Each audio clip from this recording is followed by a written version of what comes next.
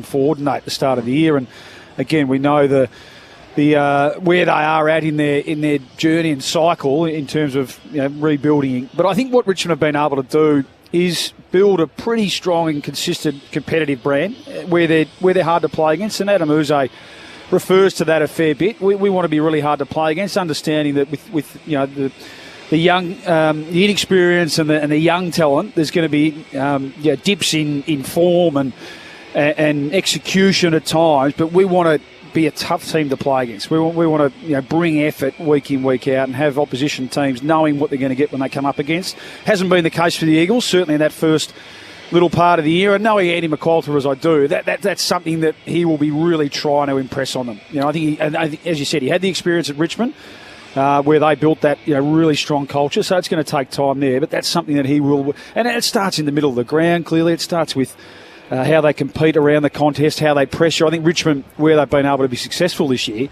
their pressure's been through the roof. That pressure meter, the numbers around tackle and contest has been really strong. So, like always, that's going to be where it starts today. And then both ends of the ground, they're light on, aren't they, for experience and talent in terms of being able to finish their work forward of the ball. But whichever side can generate opportunities through the middle of the ground today will hopefully give their forward line an opportunity to kick a winning score. We've got the two most recent number one picks out there as well, of course, Sam Law and then Harley Reid from the year before that. So he's got to have a big game. I hope they play on each other. I hope there's a bit of a sense of theatre a little bit with the coaches and they spend a bit of time on each other today. Both, we know, precociously talented. I've just loved what I've seen from Lawler this year. Just his ability to be cool and composed with ball in hand. He's not averaging high disposals, but every time he gets it, he makes a good decision. He is, we know that, and he's a high number one pick.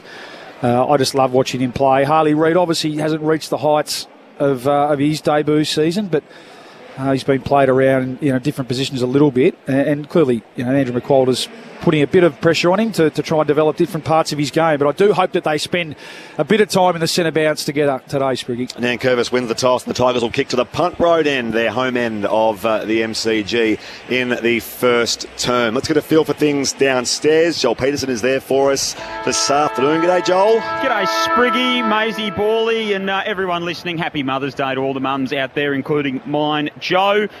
Look, it is a glorious day here. So forecast top of 23 here at the MCG. Light wind out of the north won't really have too much effect on things here out in the middle.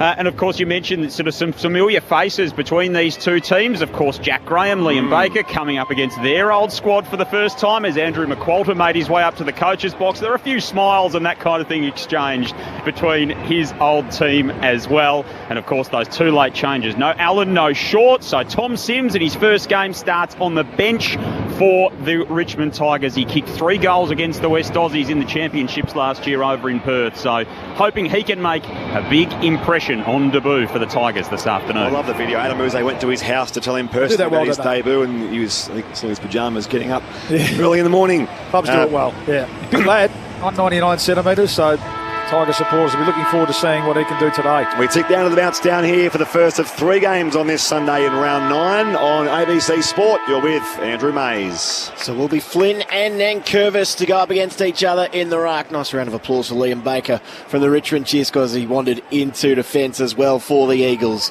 Richmond, though, with the first clearance. Hopper's there. He's tackled immediately. Got it to Ralph Smith, who spilt it. Hutchison came in over the top for the Eagles, won the footy. Hand pass back is okay to Flynn, who put his body over the ball. Lawler there, spilt from his hands as well. Now Baker, his first involvement. A little bit of a lukewarm reception for him. He got it to Ryan, who goes inboard to Kelly, and now they're away, the Eagles. Kelly does burst away, sends it high inside forward, 50 out to the 2-on-2. Loose man down there. The mark is taken by Owies. And he'll take his set shot from 20 out directly in front. A little bit of a confusion, wasn't there? Richmond supporters not knowing whether they should boo Baker or not. I think they understand his reason for leaving. But he was the one, wasn't he? Won the hard footy, got the handball out. Liam Ryan started in the centre bounce and was able to sneak out the back. And it was his vision to come in board to Tim Kelly that set up this opportunity. Really should kick this, Matt Owies. Baker has been their man as well, the chief ball winner most of the past few weeks. Owies, no real angle here. It's sprayed away to the right-hand side. That is a shocker. An opportunity for the first goal of the game goes begging the West Coast. They're one behind. Richmond yet to score. 90 seconds into the first term. Sunday footy on ABC Sport. That is not what you need to open your afternoon. You should have absolutely swallowed that, Matt Owies, but it is a missed opportunity, and Richmond away quickly. Long kick from Bolter to Broad, off to McIntosh, over halfway. Kick up the line is a good one. Strong mark taken by Jonty Fall. Fifth game this afternoon, goes deep inside 50. Jimby couldn't quite hold on to it. Scrubber to kick away. Umpire wave play on. Now Graham becomes a tackler over the top of his ex-teammate there. And McIntosh gets to his feet, hands the ball back to the umpire. We'll have a stoppage inside attacking 50. It's the Eagles by a point. It's the Tigers' first look of the game. One down by Nankervis. Harley Reid around the football here. Graham dispossessed in the tackle. Still a loose football. Flynn competes with the opposite ruck, Nankervis, and the umpire says, give it to me. The black headband today, Camden McIntosh, is rotating through. Jack Graham, the other one, of course, coming up against his premiership teammates. He'll be keen to make an impression today. And Curvis in front, feeds it down here. Kick away by Hopper hurriedly. Marrick wrapped up down there in turn by Seth Campbell. Well, ball up again inside 50. Bit of push and shove down there with Hopper and Brady Hoff as well. West Coast with the only score of the game so far are behind. Another stoppage inside 50 for the Tigers. Possession around the football here. Camden McIntosh. Left foot kick inside 50. A little wide, out of bounds on the full. Will be a West Coast ball in the right back pocket.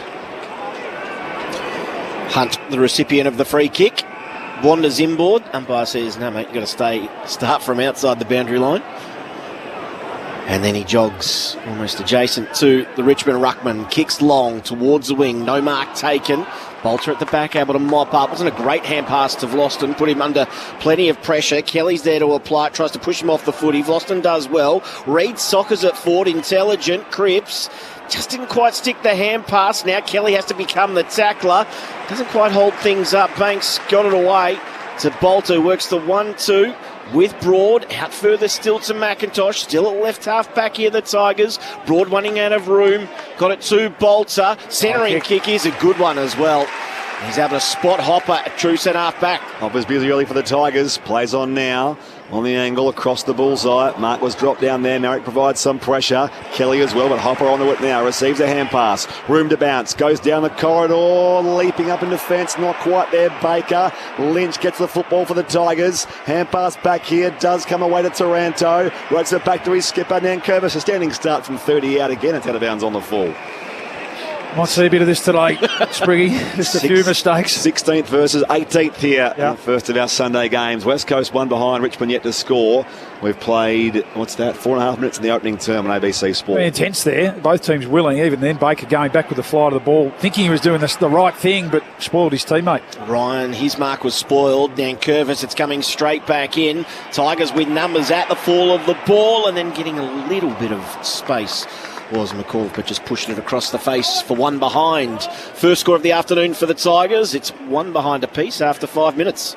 Interestingly, Wally, the list profile of these two teams today, quite similar. Average games 86 Richmond, 84 West Coast. Average age 24 and a half for both. So, curiously placed. West Coast chasing their first win of the McQualter era. Duggan's kick goes towards the members' side of the MCG. Off the deck they go here. Flynn just barrels it towards half forward. Liam Ryan in the contest there with Nathan Broad. Out of bounds for a throw-in. Yeah, and they're both going to need big games from the leaders and experienced players, aren't they? So I'm looking at Tim Kelly, who's down by his usual output this year. He needs to find a bit today. Even Graham himself. Liam Duggan needs to have an above-average game today from the Tigers. It's Hopper, it's Taranto. Floston behind the footy. In the shade of the members' stand. Now, Flynn had an opportunity to get rid of that, and I think it hit his knee on the way down rather than the boot, and he's penalised for holding the ball. And then Curvis gives it to the runner. Long kick forward. Jimmy there to mop up for the Eagles. He's tackled, just got the hand pass away. Hewitt at half back. Off to Graham, now to Kelly. Steps around to Tiger, and then short kick is okay. And he finds Flynn, who can turn and go quickly to Kelly, who kept on running. He spots up Liam Ryan, marking just forward of the wing. Can they make something of this chain, the West Coast Eagles? High inside 50, a little too deep it was for Elijah Hewitt, who kicked 3 goals last week. He's out of bounds for a throw-in, 40 around from goal at the city end of the MCG. It's one behind a piece here after 6.5 minutes. Perfect day for it. Shade covering about half the ground here. The other half bathed in beautiful Melbourne sunshine on this Mother's Day afternoon. Thrown back into play, inside attacking 50 here for the West Coast Eagles. Nankervis wins it down. Taranto running towards the boundary line, able to feed it back to McIntosh, who blindly kicks off one step off his left, and Cole takes the mark for West Coast. 60 out from goal, he's going to switch things up. He goes across the face of attacking 50. Marek has it. I like it in Marek's hands. Everyone in front of him. Yeah. It's going to be hard to pinpoint someone here, but he's a nice kick. He saw someone at the last minute. It was Ryan, but reaching over the top, Broad takes a lovely defensive mark. I count 5 West Australians in that Richmond team today. Nathan Broad's one of them. Goes down the corridor, and it's marked down there by Jack Ross. Call to play on now. Gets the hand pass away. Showing good pace here, Sam Banks. Puts it inside 50. Lynch is back there as well. Judged. Jinby came late in the contest. The umpire pays the free for Tom Lynch. 30 out directly in front. Oh, he's a bit lucky there, I think. I thought Ruben Jinby did a pretty good job to get back, and I think he actually paid the mark. Certainly didn't hold it for long enough, so maybe the free kick, maybe a chop of the arms, but he was the beneficiary of some really slick ball movement, wasn't he? From the intercept marks, Nathan Broad, 2 kicks straight down the corridor. Tom Lynch has a shot for a goal, 30 metres out. Tom Lynch goalless here last week against Hawthorn for the first time in 2025. He's on the approach. Drop punt from 30 out, makes no mistake. The Tigers have the first goal of the game. 1-1-7 West Coast with the one behind. 8 goal in opening terms. Sunday afternoon footy on ABC Sport with Premiership player and All-Australian Luke Ball. Yeah, so both teams just feeling their way out of the game at the moment. 4 inside 50s each. Think back to that Matt Owies disappointing miss early on. Really been the Eagles' only look at goal to this point. And down the other end, experienced Tom Lynch kicks his first opportunity. So pretty even start at the moment.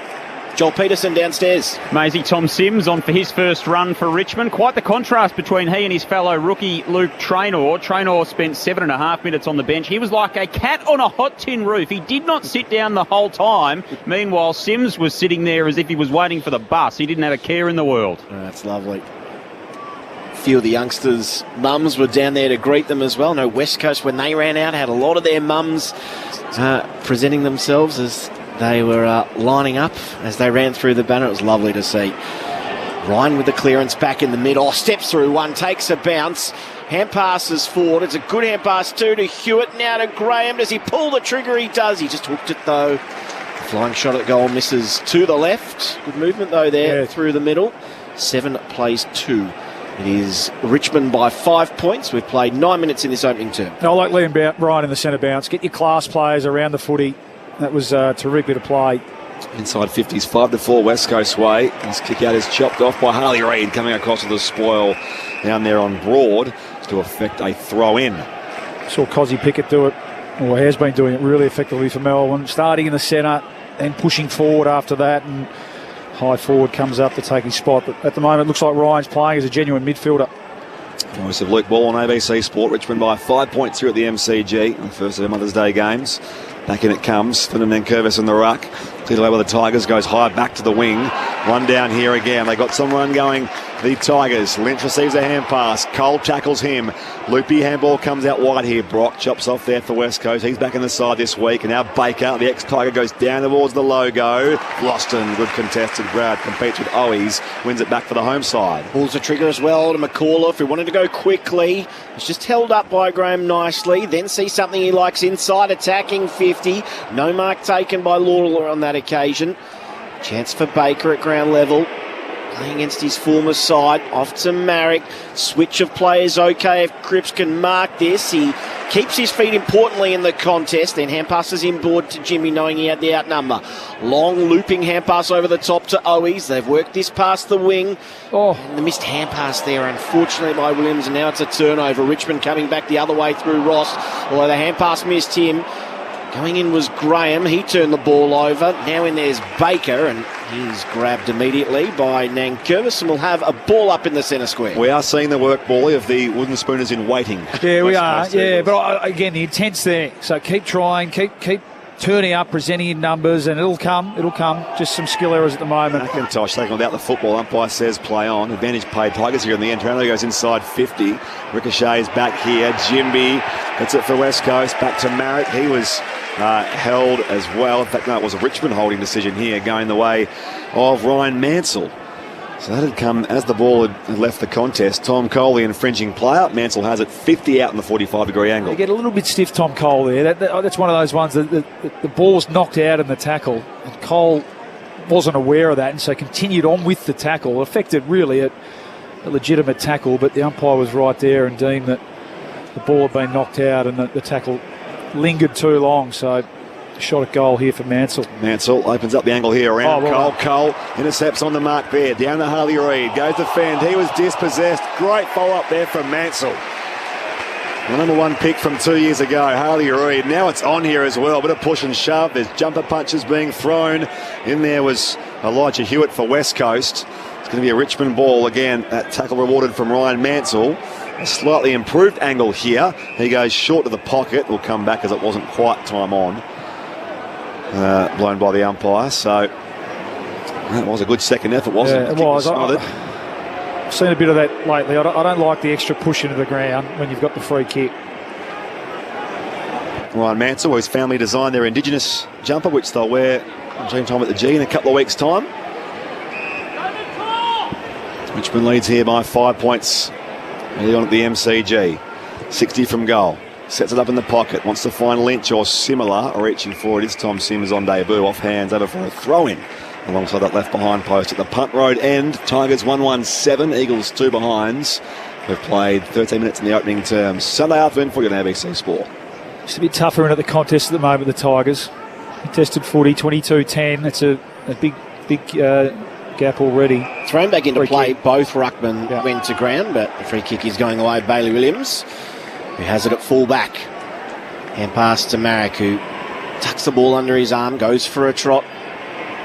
Goes out wider still. Now a long kick from Brock up towards the wing. The Tigers were pretty set there. Bolter couldn't complete the mark. Picked up the ball though. Gave it to Ralph Smith, who was immediately mobbed. Ball held in. Hunt can't get it free. And it'll be a ball up right on centre wing. Well, it's a bit of a trend, anytime Harley Reid's involved in that sort of thing, players are likely to get stuck into him at the moment, just seeing if they can push a few buttons, I think. Yeah. Ball in the air, one down by Bailey Williams. Richmond numbers around the football, they'll go inside forward 50. It's a neat looking entry back by the floor. Well weighted down there. The man Mutt taking the mark in Steely Green. Hopper saw the advantage there. And Green marks 30 out at an angle better than 45 degrees. Pure clearance, wasn't it, from Jacob Hopper? Just read the opposition hand and really probably had a bit too much time and space. But no arm across, no body on him. He's a strong clearance player, we know that. He's having a good year. Jacob Hopper, number 4 in the comp for handballs. They've had the last three entries in the game here, the Tigers. Can they make it the first 2 goals of the game? This is set out to the right-hand side, a minus score. 1-2-8. The West Coast 2 behinds. On the boundary, Joel Peterson. Spriggy, just to Ballie's point earlier about Liam Ryan playing midfield, it means that Tim Kelly's playing pretty much genuine forward, warmed up with that group, and he hasn't spent much time forward of centre so far. West Coast work it out to Hutchinson. Beyond defensive 50. Has Marrick inboard. Goes further. All the way back to full back. Mark taken by Edwards, who goes straight up the middle, back to Marrick, still inside defensive 50. He's got a couple of options short. Oh, that's almost come off his shin. Hoff overran the footy, clean bowled him, got all the way to the wing, and this might work out. Harley Reid's there, got the hand pass away. Williams tried to tap it to Flynn. Cleanest was McIntosh, looped the hand pass over the top. Lost it extremely well to get out of one tackle, get his arms free, get it to McIntosh, who kicks off his left. He's able to find Campbell forward. Crowd wanted it long, straight in the Lynch direction. It's where he went, couldn't complete the mark. Marrick, he was thinking about taking it over, invited the pressure, just so that it wasn't going to be rushed behind in a deliberate free kick. And he concedes the rushed. 1 goal, 3-9, plays 2 behinds. We've played 15 minutes in the opening term.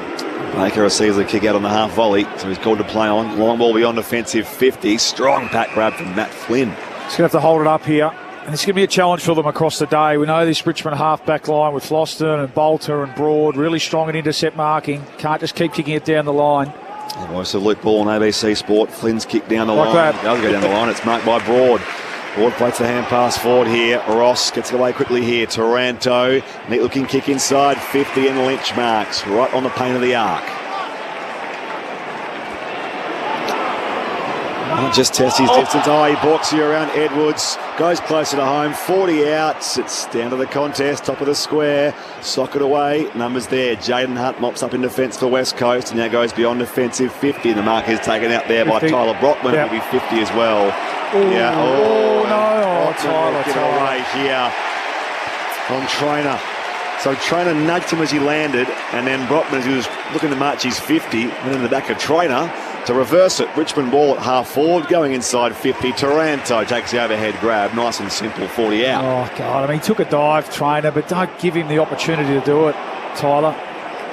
And you can go and mouth off to him all you want, but the ball should be in West Coast forward 50, and now instead, because of a bit of ill discipline, Tim Taranto has a shot at goal. Just kills you when you're on the road, young team, trying to put a bit of scoreboard pressure on. We have a look at Andy McCalder in the box. He was certainly not happy with that. Tim Taranto, Aston Ferris winner at 2 clubs. Well established here at Richmond as one of their better players. He kicks from 45 on its way, arcs back, and it's through for their second goal. Richmond 2-3, 15. West Coast just the 2 behinds. 15, make it 16 going to the opening terms. Sunday afternoon for you on ABC Sport. You're with Premiership player and All-Australian Luke Ball. Yeah, disappointing. As I said, don't need to be giving the home team any opportunities. They've had a good patch here, Richmond. They're controlling field position. They've got the ball locked in their front 50. Game on their terms. And that's it in a nutshell at the moment. They're just preying on the turnover over the last 10 minutes. Haven't really been able to capitalise as yet. Kicking the 2 goals free, but yeah, disappointing there from young Brockman. He'd worked hard to get the release kick, taking the mark. 50-metre penalty just to give it back like that, and directly cost his team a goal, so he owes them one. Goals for Lynch and Taranto so far this afternoon. Ball back in the middle. Nice bounce by the umpire. Flynn down to Reid, who was strong. Well, I thought he was strong in the contest, but there's a free kick perhaps going against him. It is to Taranto. Oh. I thought that was just a show of pure strength. It couldn't have been for that, could it? Maybe it was before that. Taranto, long kick inside 50. Flynn able to get back and then cop some high contact as well. Oh, Hunt took the advantage. There was none there. Luckily, he got on his bike, received the 1-2. And then hand passes further wide to Reid, who goes straight up the middle. And Waterman's there. He almost takes a mark, spilt it at the last moment, running towards the top of 50. Broad there to mop up for the Tigers, off to Floston, and he goes way wide to Ralph Smith, who's got an acre in front of him. Couple of bounces on the outer wing, now a third bounce for Ralph Smith. Looks at the options up ahead, goes inside forward 50. Lynch wants to sit, won't get one. Jimby up in front with Edwards. West Coast with the numbers. Hand pass does come back though. They'll shy on goal. Oh. Richmond through Sims. No, it's there on the goal line and thumped through in the end by Banks. Seth Campbell maybe. Seth Campbell has the goal. It was awkwardly set up down there in the end. Seth Campbell has felt that through in the end, and the Tigers have 3 straight goals. So 3-3-21, West Coast 2 behinds. We've now played 19.5 minutes in this opening term. Sunday afternoon footy on ABC Sport. Luke Ball. Can't quite claim that as a goal assist for Tom Sims with his first kick in footy. I reckon it might have floated through. I mean, he did the right thing, Green, didn't he, in trapping the loose ball, but I mean, you go back to half forward here. I don't want to harp on it here, but the Eagles, this is where you feel for the coach. So Harley Reid just drops a 50-metre dart right onto Jake Waterman's lap at half forward. All-Australian player, experienced player, drops it. They don't see the ball again, goes down the other end, goal to Richmond. These senior players, think about Owies missing the goal from 20 metres out. Jake Waterman, got to be better. Here's Brockman's chance to repay the faith, and he does well too. Gets the centre clearance and hits Cripps on the chest. 50 from goal. Directly in front. This will take his best in those experienced legs. Yeah, I reckon 5 or 6 years ago he might have had the journey here. Jamie Cripps, I'm not sure there's enough juice in those legs. We'll see if he proves me wrong. Beautiful day. Not much wind to speak of either. So he's going to have to kick this 55. Now, the distance isn't an issue. It's just away to the right for one behind. Third of the quarter, force 3-3-21, plays three behind. It's three straight majors, the margin in favour of the Tigers after 21 minutes. They had at one stage 8 inside 50s in a row, Bally, Richmond. Yeah, 12-6 for the quarter. Yeah. Let's see if the Eagles can trap the Tigers in here, give their defenders a bit of a breather. Banks kicks out beyond offensive 50. Strong grab taken down there by Lawler. Holds it from right half back. Call to play on now. Let's find the target there in Taranto. Richmond by 18 points. West Coast still looking for their first goal of the afternoon. Is running into space and marking. Down there is Tom Brown. Re-signed during the week, Tom Brown, until 2027. It's high towards half forward. Pack forms over the back there, Brock for West Coast, and now Brockman tries to receive it as well. A couple of bodies clash, comes to Lawler off the Nankervis, and now the finish can come as well from the pocket. Not quite, it's well across the face of goal. Coming there from the bit of McAuliffe. So it's out of bounds on the full West Coast ball at the right back pocket area. Richmond 3-3-21. West Coast 3 behinds. We're now into time on. 22 gone to the opening term, ABC Sport. Duggan, who had the captaincy duties at the toss a little earlier, goes short straight up the middle. It's a lovely kick to find Baker. He's in a little bit of space. His kick was smothered. It's play on, but it reaches Hewitt. Now off to Ryan. He can almost have a shot at goal here, although spotted Hunt out the corner of his eye. Overcooked the kick a little. It sits okay, though, and it was almost overcooked. The inside 50 there. It was a strange one from Hunt. Not sure whether he was looking for Kelly or Ryan, who were both running into that pocket. He missed both, and it's out of bounds in the left forward pocket. That was a set play, wasn't it? It was a terrific set play. They opened up the corridor and had their good players, Baker and Ryan and Kelly, streaming through, just missing that last inside 50 option at the moment, the Eagles. Tigers by 18, back in it comes. Up in front, Williams for West Coast. Ball comes to ground. Umpire says, give it to me for a ball up. He could have almost kept going there, Ryan. Backed himself in. Kicked it from, broken the paint and kicked it. Too unselfish. Nankervis and Williams wrestle. Cleared away here by Thompson Dow. High ball beyond defensive 50. Hunt parks himself under it there for the Eagles, and Jinby runs out of room. So we'll throw it back in again at left half forward for the Eagles. Right half back for Richmond. 60 from the Eagles' goal. Hit to register a major this afternoon. First quarter is 23 minutes old at the moment. Thrown back into play. High ball. Then Curvis won it to the front through the hands of Dow. Oh, it was clean as a whistle. Got it to Ralph Smith and then off to Campbell. There was a whistle behind play. I think it's advantage anyway. It is. And so after all that, Sims has the footy. He goes up to Jonty Fall, who can turn and kick inside 50, although the Eagles do well to get numbers back. Just holds the ball nicely here, Fall. Then puts it into the pocket. Cole in a one-on-one. Got his fist to it. Marrick wasn't clean at ground level, but it was a lovely tackle. Dispossessed. And then good tackle by Graham to follow up. Two good pressure acts in a row from the Eagles. And we'll have a boundary throw in the right forward pocket for the Tigers. They lead by 3 straight goals. You can text us as always, 0437 774 774. You're with Brett Sprigg, Andrew Mays, Luke Ball and Joel Peterson. At a sunny MCG on this Sunday afternoon. Back in it comes, Nankervis down to Taranto. Hand pass off here to Thompson Dow, took the tackle. Hand pass, Lawler was untidy though. It's off the deck now, coming from West Coast and Jack Graham. That's locked in for a ball up, 40 out from Richmond's goal. Graham gets to his feet. Gives it back to the umpire, who spilt it himself. Has to go back and grab the footy and tosses it straight up. From the clearance, and Curvis almost got to it. Hewitt just got a toe in there, gained about 40 metres, but Traynor takes the mark. Dangerous switch of play. Went through Broad's hands. Luckily, Banks was there to mop up. Back to Broad, off the left.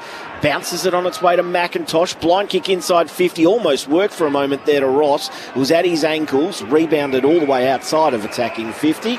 And now Baker has the footy and gives it to Camden McIntosh.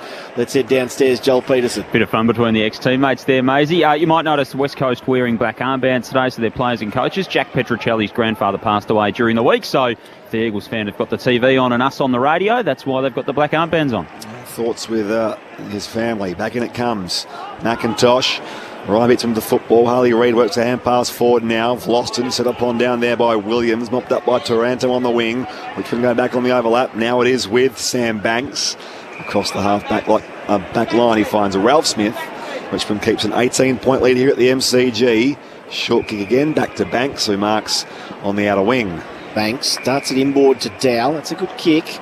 On the edge of the centre square here. Pops it over the top. Trainer has it. And dived again for another 50. Probably should have gone back behind his mark. Got up, kicked and goal. Oh, no, he didn't. Hit the post. A little sneaky from Luke Trainer, who has one goal in his debut season. One behind there. 3-4-22. Plays 3 behinds after 26 minutes. Was sneaky. I think you got away with it there. Usually they'll call you back and make you kick back over your mark, but caught the defender napping. Jimby Graham and now Marek. Marek goes back inside defensive for Tom Cole. Won a premiership here 7 years ago with Liam Ryan, who marks just behind the bullseye. Can West Coast get some run going? They trail here by 19 points early on. Comes wide now to Hutchinson. Back to flying Ryan. Receives a hand pass and kicks in one fell swoop down in the contest. Bailey Williams was beaten by Nankervis. It's off hands and over for a throw-in on the junction of 50. Richmond 3-4. West Coast 3 behinds. 27 gone opening term. Sunday afternoon footy on ABC Sport. In the shade of the members' stand. Ball will be thrown back in. Flynn and Nankervis to battle in the ruck. Just outside attacking 50 for the Eagles. Nankervis won it down. Brown there had to leap and take the ball at the same time. Did well just to hold his feet and then fed it back to Vlosten, who was slung off it. Great tackle there by Brockman. Wins the footy back for the Eagles. Can he find a short pass inside attacking 50? He's 60 from goal on the boundary. Just pops it to the top of the square. Who will be the Flyers? A lot of Richmond Flyers. Nankervis is one of them. Spilled at the last moment. Reid, was he taken down? Umpire said no, play on. Cripps snapped and goals. Opportunistic as always. And Jamie Cripps has the first of the afternoon for the Eagles. 1-3-9, plays 3-4-22. Margin 13 points. 28 gone opening quarter. It wasn't pretty, it was scrappy, but just reward for front half pressure, both from Brockman, who was able to execute a really good tackle on Nick Vlosten to lock the ball into that front half, and then a kick to the top of the square. The ball came to ground. That's going to be the key today. Can't keep getting it, can't get outmarked by these Richmond intercept defenders. Bring the ball to ground, let your small players get to work. Harley Reid felt like he probably could have been paid a free kick, but Jamie Cripps onto the loose ball. Most experienced player on the ground, Jamie Cripps. That's it, Joel on the boundary. Hey, Bawley, has Tyler Brockman repaid his debt? Oh, halfway there, I think. A few more of those, please, Joel. But I like it. That's the train of thought, isn't it? Tigers by 13 here at the MCG. After West Coast's first major restart back in the middle. Nankervis down here. Hand pass, player being held. It will go Richmond's way. The free kick, which will go Hopper's way. They burst away quickly. Nankervis receives a hand pass. Goes long down the line now. High inside forward 50. 2 on top in front. Lynch comes down for Tom Cole. Shares it with Marek. West Coast throw it across the goal mouth now for Hutchinson, who marks in the pocket. Kick is okay.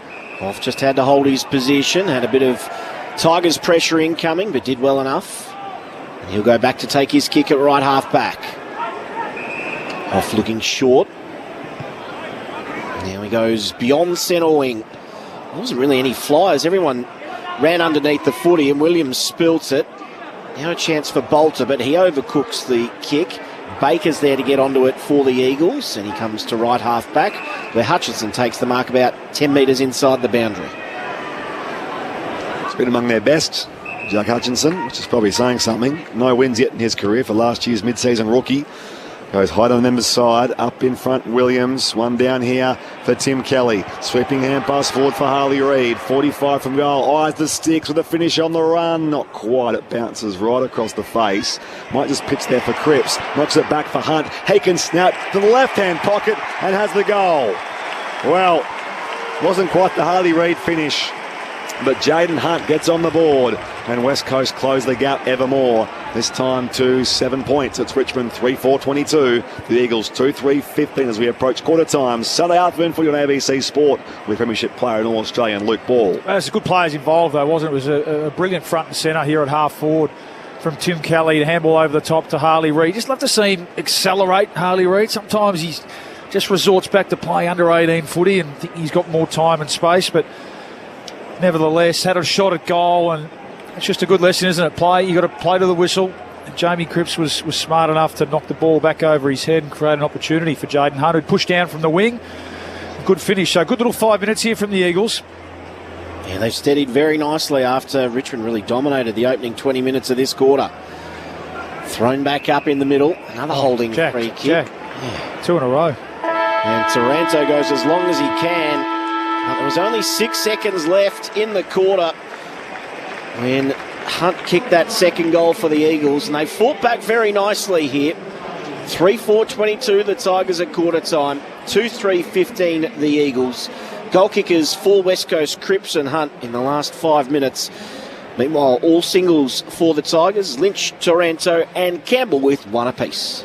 And a reminder of what's happening here. Of course, if you have joined us through WA and Tasmania, you'll get this game and the Hobart game back-to-back in full, so North versus Brisbane later on. We'll keep you across the Cats and the Giants. That starts in a couple of hours' time. And, of course, you can hear a full call of any game. That one will be on the ABC AFL button via the ABC Listen app. We'll all meet up at Bellwave later on for the rest of North and Brisbane to close the round. You can text us as well, 0437 774 774, just as Dan has done in Perth. Says Eagles fan, the difference all year between Richmond and West Coast is the senior players for the Tigers have stood up, whereas ours haven't. Seen it today as well. Yeah, so far still a long way to go here, Dan, but the Tigers do lead here at the first change by 7 points. West Coast with the last couple of goals in that opening quarter. This is Saturday afternoon footy on ABC Sport. Get ABC AFL Daily Podcast with Premiership coach Paul Roos. Alongside Corbin Middlemass, Ben Cameron and Poppy Penny. ABC AFL Daily Podcast. It's your daily footy conversation. Find it on the ABC Listen app. This is the 2025 AFL Premiership season on ABC Sport. Jack Ross, called to play on now, gets the hand pass away, showing good pace here. Sam Banks puts it inside 50 to Lynch, is back there as well, judged. Jinby came late in the contest, the umpire pays the free for Tom Lynch. Tom Lynch goalless here last week against Hawthorn, the first time in 2025. He's on the approach, drop punt from 30 out, makes no mistake. The Tigers have the first goal of the game. Mark is taken out there by Tyler Brockman, will be 50 as well. Tyler get away here on Trainer. So Trainer nudged him as he landed, and then Brockman, as he was looking to march his 50, and then the back of Trainer to reverse it. Richmond ball at half forward, going inside 50. Taranto takes the overhead grab, nice and simple. Kicks from 45, on its way, arcs back, and it's through for their second goal. Pops it to the top of the square. Who will be the Flyers? A lot of Richmond Flyers. Nankervis is one of them. Still at the last moment. Reid, was he taken down? Umpire said no, play on. Cripps snapped and goals. Opportunistic as always. Tim Kelly, sweeping hand pass forward for Harley Reid. 45 from goal, eyes the sticks with a finish on the run. Not quite, it bounces right across the face. Might just pitch there for Cripps. Knocks it back for Hunt. He can snout to the left-hand pocket and has the goal. This is ABC Sports coverage of the AFL. On your radio. ABC Sport Digital. And on the ABC Listen app. 16th versus 18th. Both sides sense the opportunity for a win here on a sunny Sunday afternoon at the MCG. You're with Brett Sprigg alongside Andrew Mays.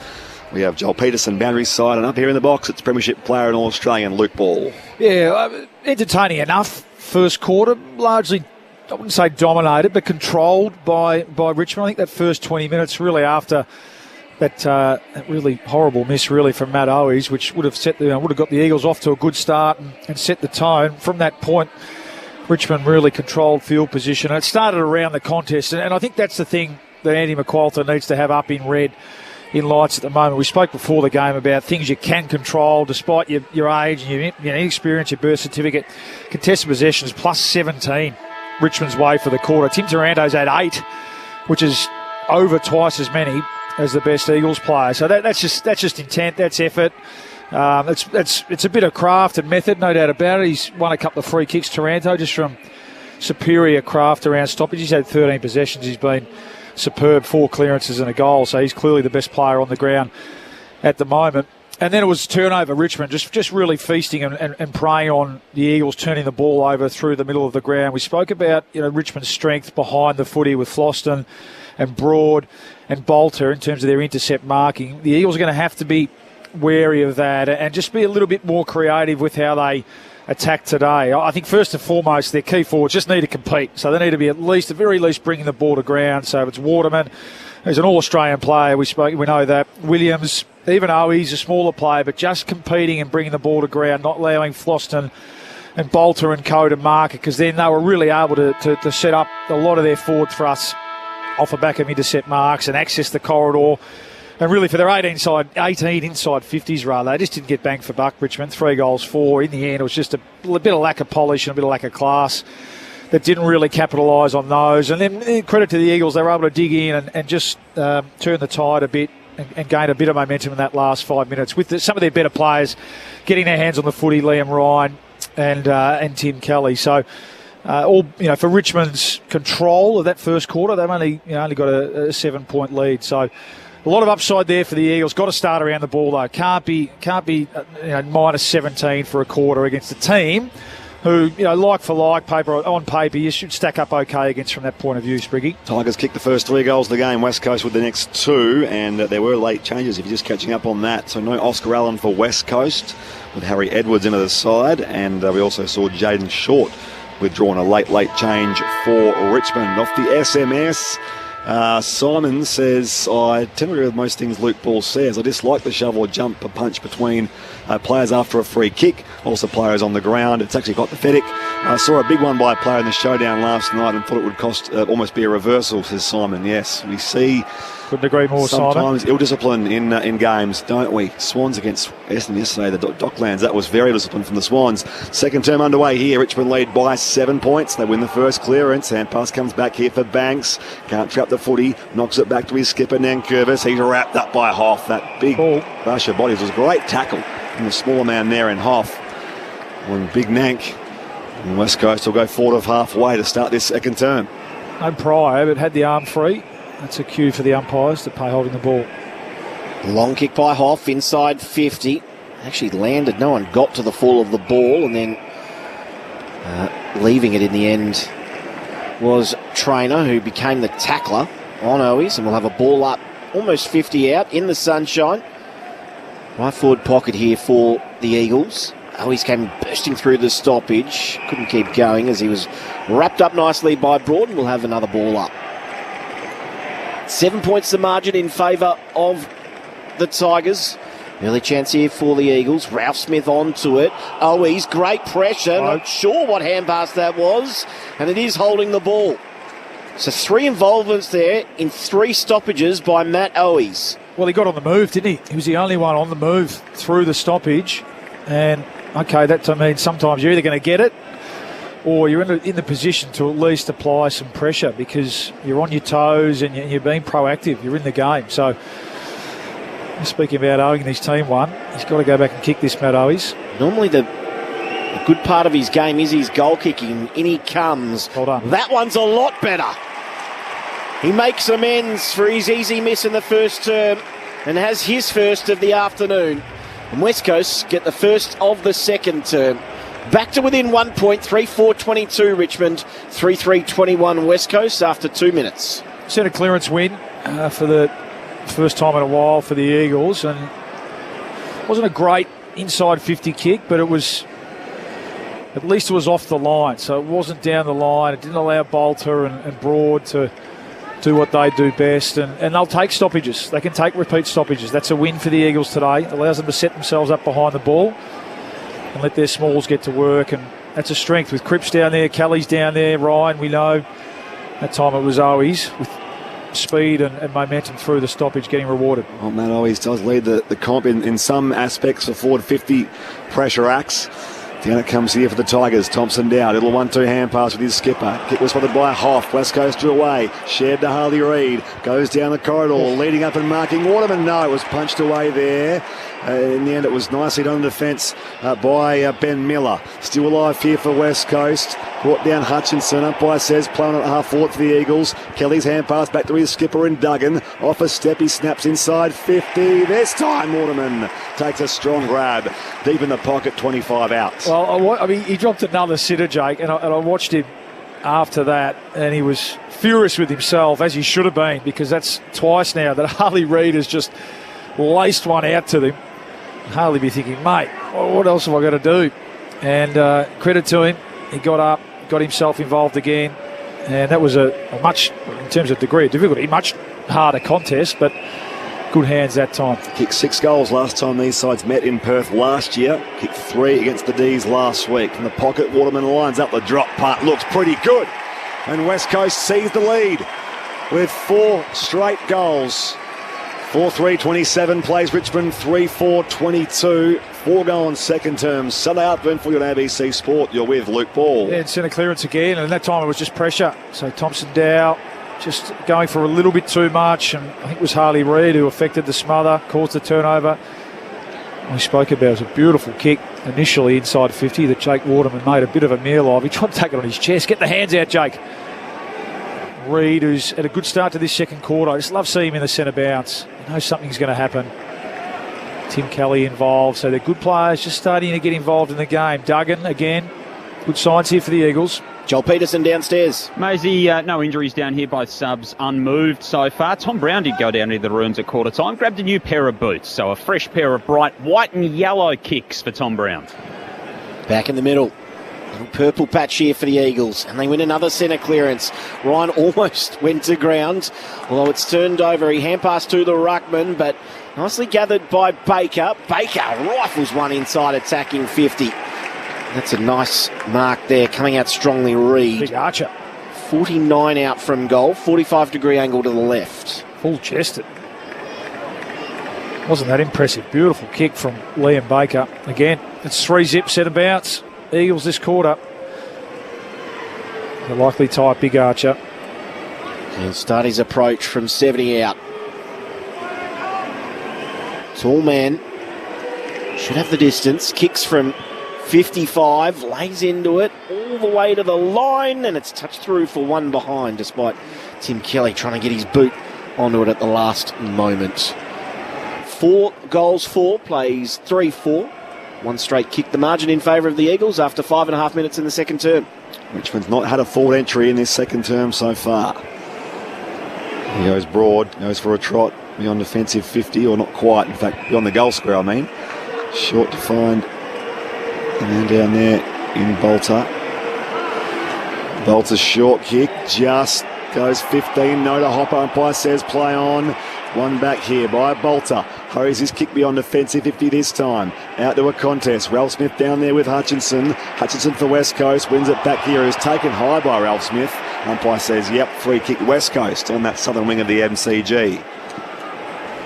Eagles by 6 points here. 4-4 plays 3-4. We've played now 6.5 minutes in this second term on ABC Sport.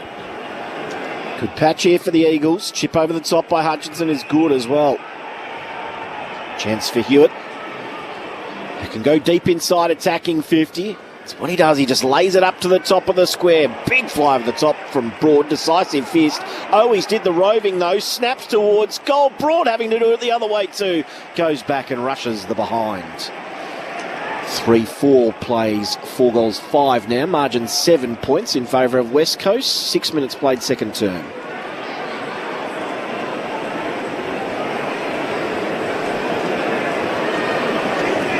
So lost in the kick out. Comes the members side in the shadows of the grandstand. Down there is Mansell waiting for it. West Coast swooping through here. Mansell still going, dispossessed by Hoff. Cole was in there as well, tunnelled away by Kelly. Somehow it comes to Taranto, and now the hand pass from Dow, which went away off half-back, and neat ball does find that man down there in Mansell. Equally neat there to find Tom Lynch. He's just forward of the wing. A couple of options inside, forward 50. One of them's Tom Sims. So Lynch Goes long in that direction, right to the hot spot. Oh. Sims up in front. The big fella on debut. Clunks it, 25 out, slight angle. What about that? Full stretch. Listed at 199, and wouldn't mind betting that the old reach is more than that as well. He's got a bit of a Jack Rewalt look about him, doesn't he? Yep. The socks down, but he's even taller than that, and that was a brilliant mark. Pack descended on him, but he just extended the big jukes and it stuck. He's their 7th debutant this year. I think he was only 6 last year, Richmond. Number 28 pick in last year's draft from Montmorency. On the approach comes Tom Sims, and that is his first goal in AFL footy. That pumps the crowd up, and his teammates as well. Richmond have their 4th goal, 4-4-28. The West Coast Eagles are 4-5-29. We've now played 14 minutes in this opening term. In fact, make that 8.5 minutes. The clock's just gone away on me. At 9 gone in the opening term. Oh, don't come off. Second quarter, he's coming off. Well, he's coming off. Big, Just to loud. have his moment. Leave him out there. What I mean to say is 9 gone, second term, ABC Sport Luke Ball. Sorry, Spriggy. Leave him out there. Goodness me. He's just clunked one and gone bang from 45. Okay, you get the applause, but the adrenaline must be pumping.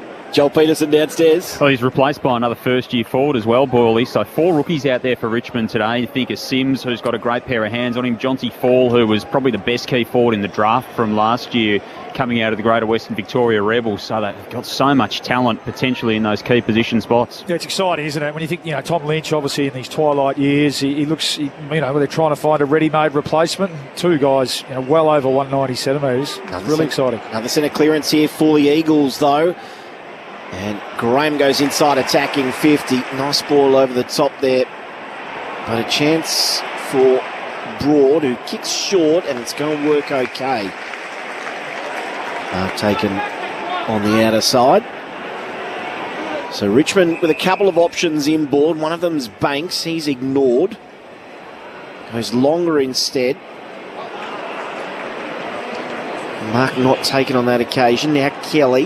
Hoff. Paddled it to the advantage of Graham. Now to Hunt by hand. And now Jimby at halfback. Wide kick. Flynn's going to have to get on his bike here. He's got Bolter closing.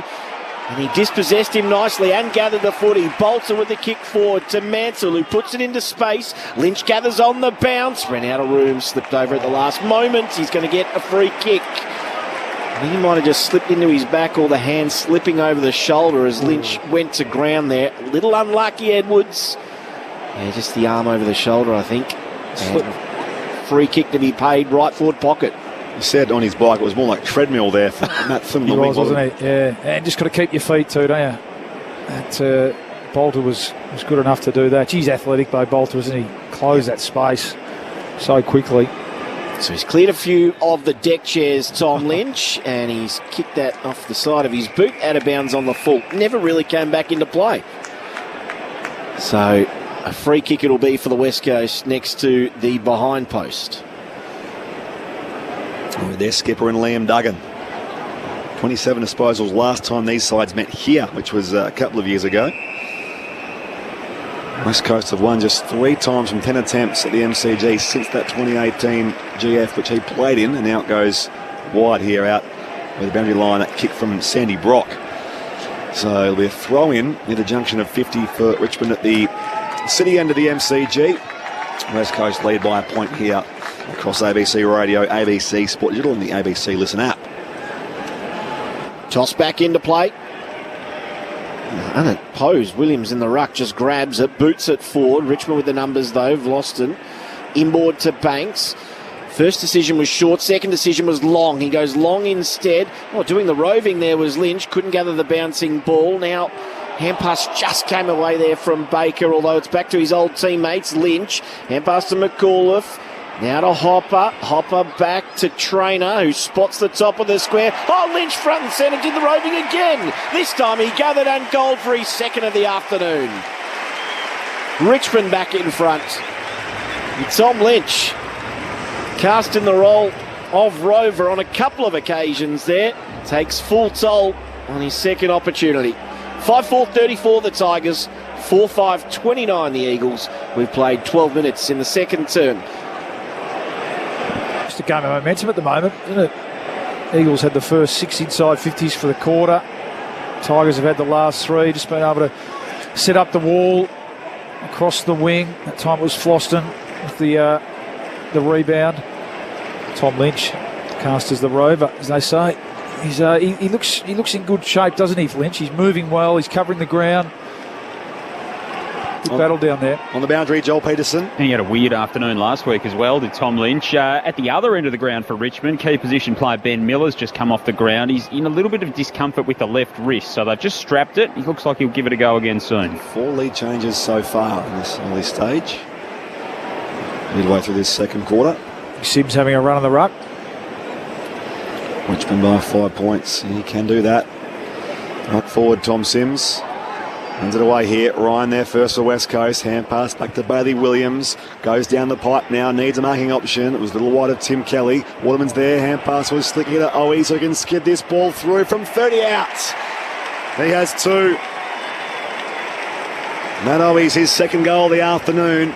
And West Coast immediately take back the lead. 5-5-35 to 5-4-34. 14 go on second term. Sunday afternoon for ABC Sport. Centre bounce goal.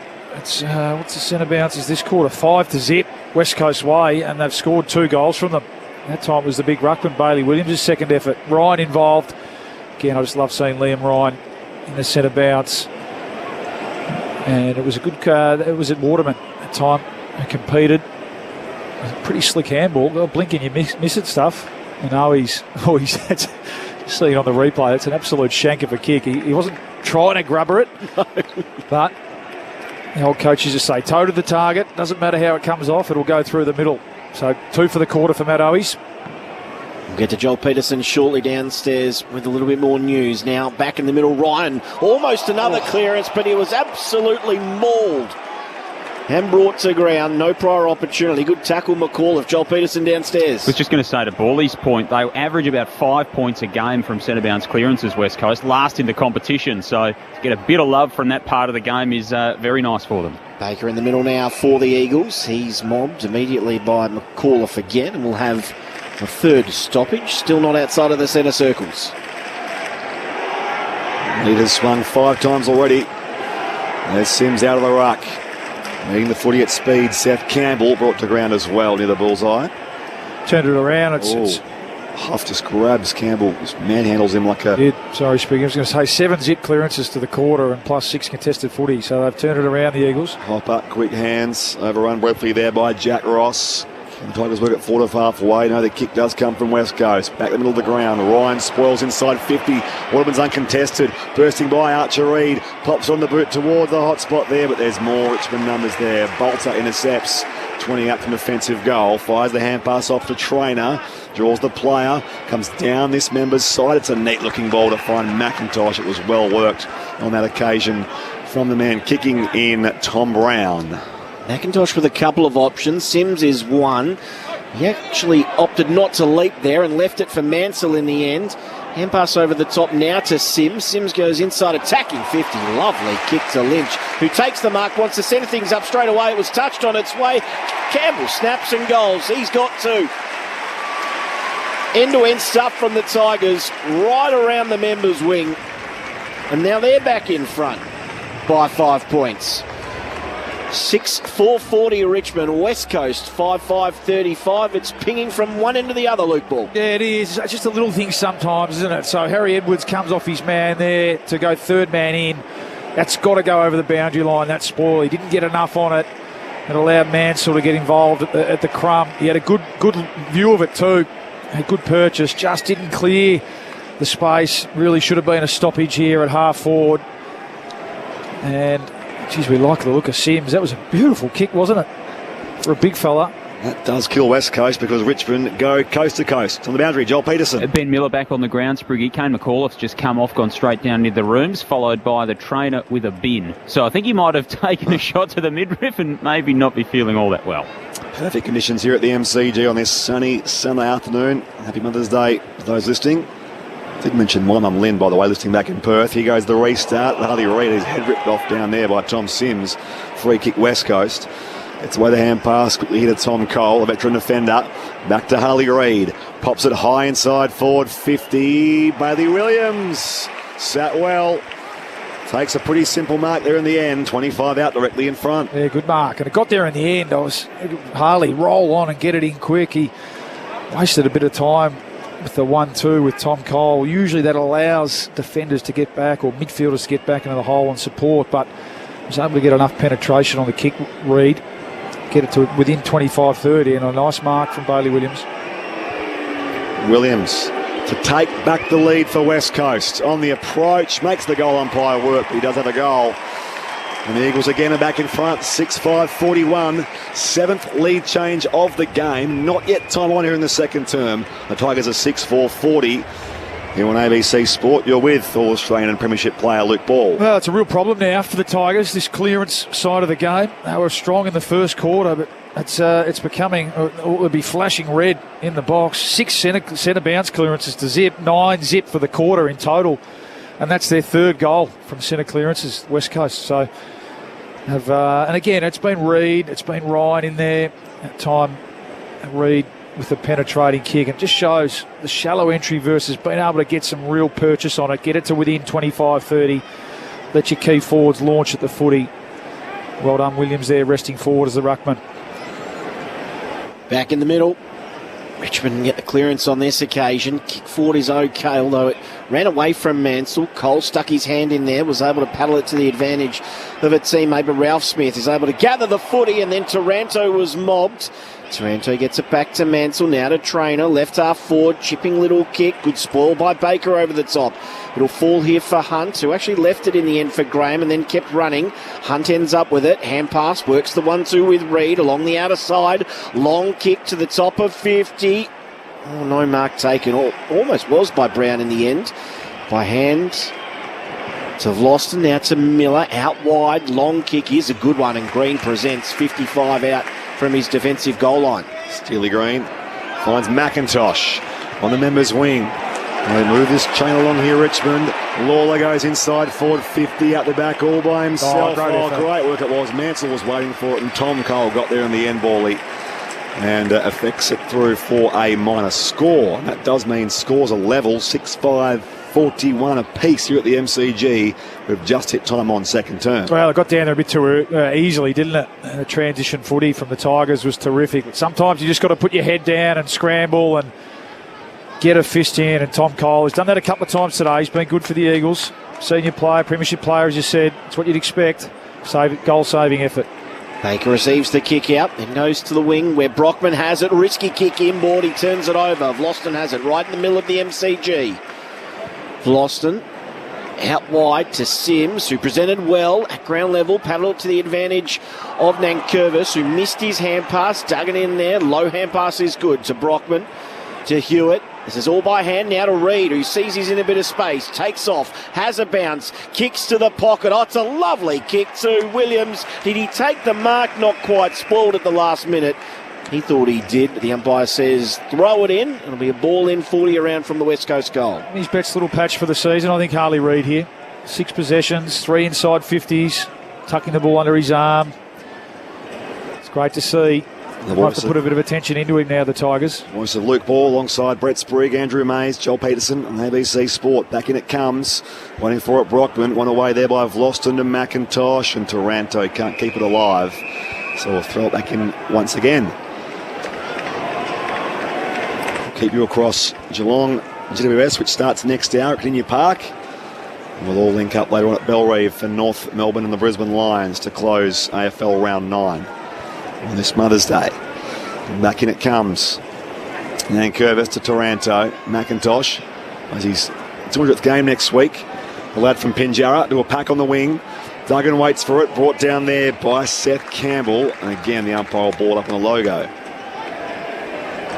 6-5-41 apiece. 22 played second term here at the MCG. No one in the ruck there for Richmond, so Flynn just grabs it, kicks it inside 50. Williams almost able to come away with it, couldn't quite. Now a chance here for Vlosten. Vlosten retreats to McAuliffe.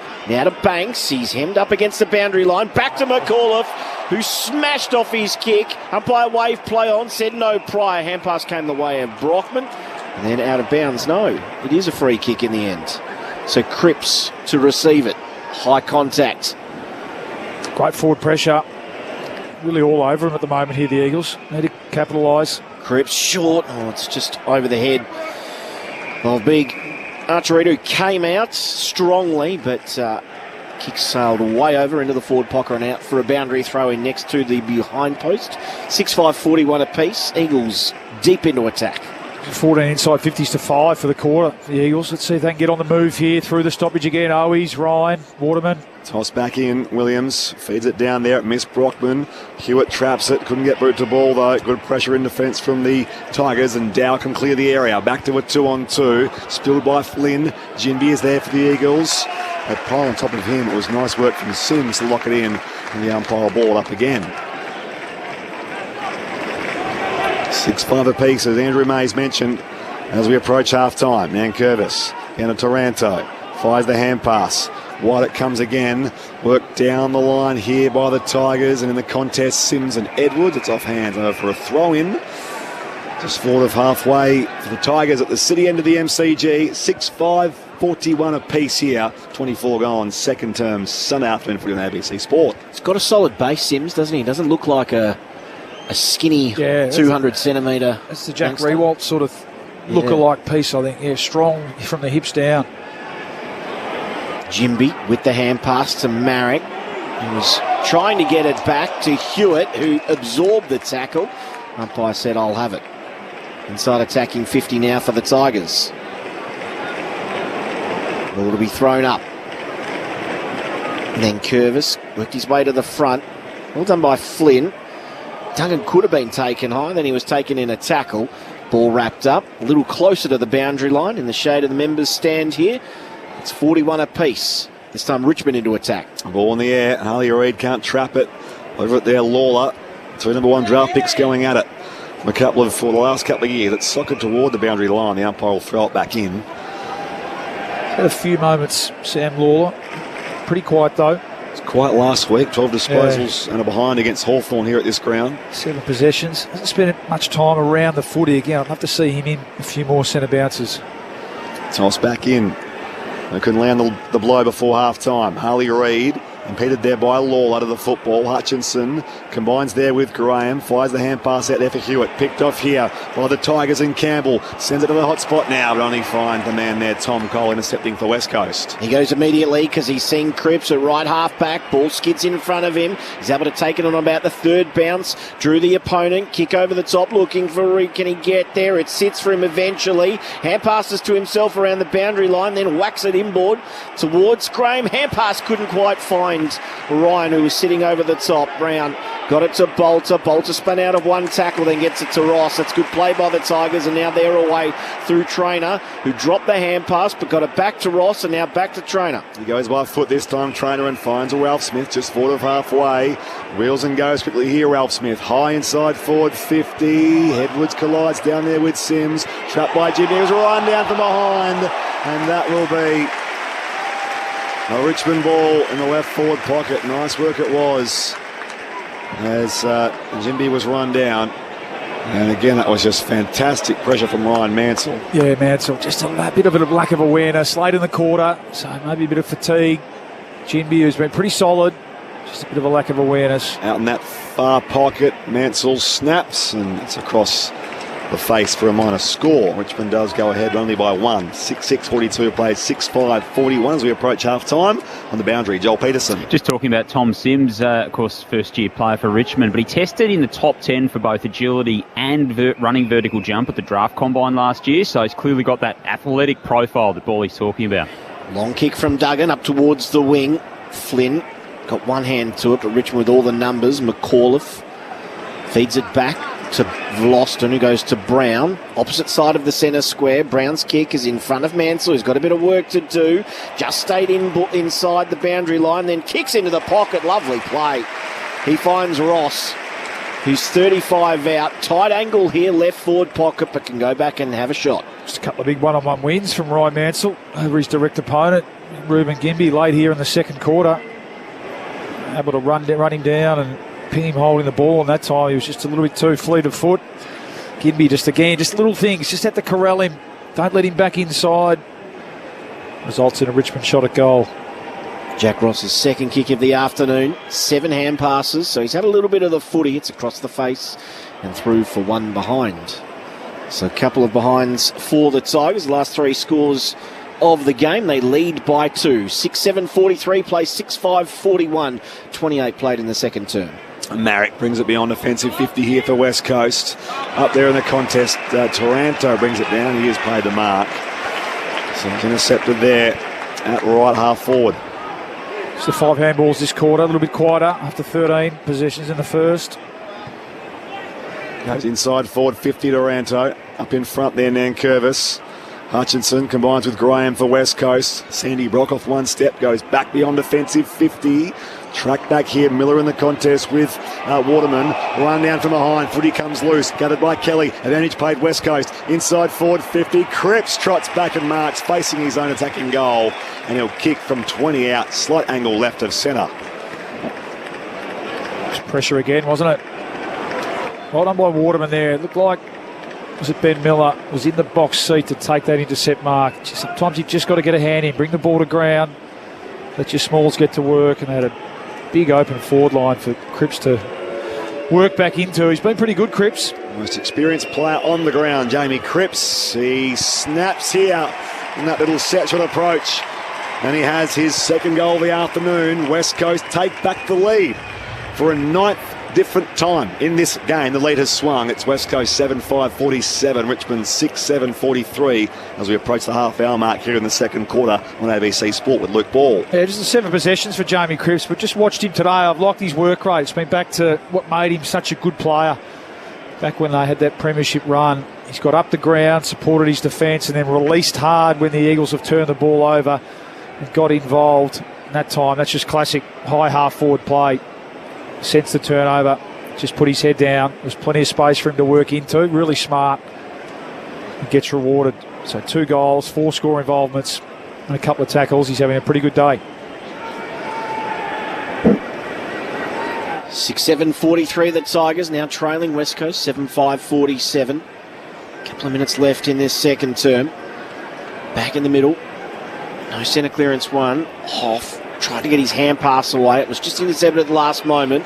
Lawler kicks inside attacking 50, looking for Lynch. Couldn't take the mark. Mansell, lovely, classic front and centre, and drills it. Wonderful goal. Clean as a whistle. And Richmond are back in front. This is like watching tennis at the moment.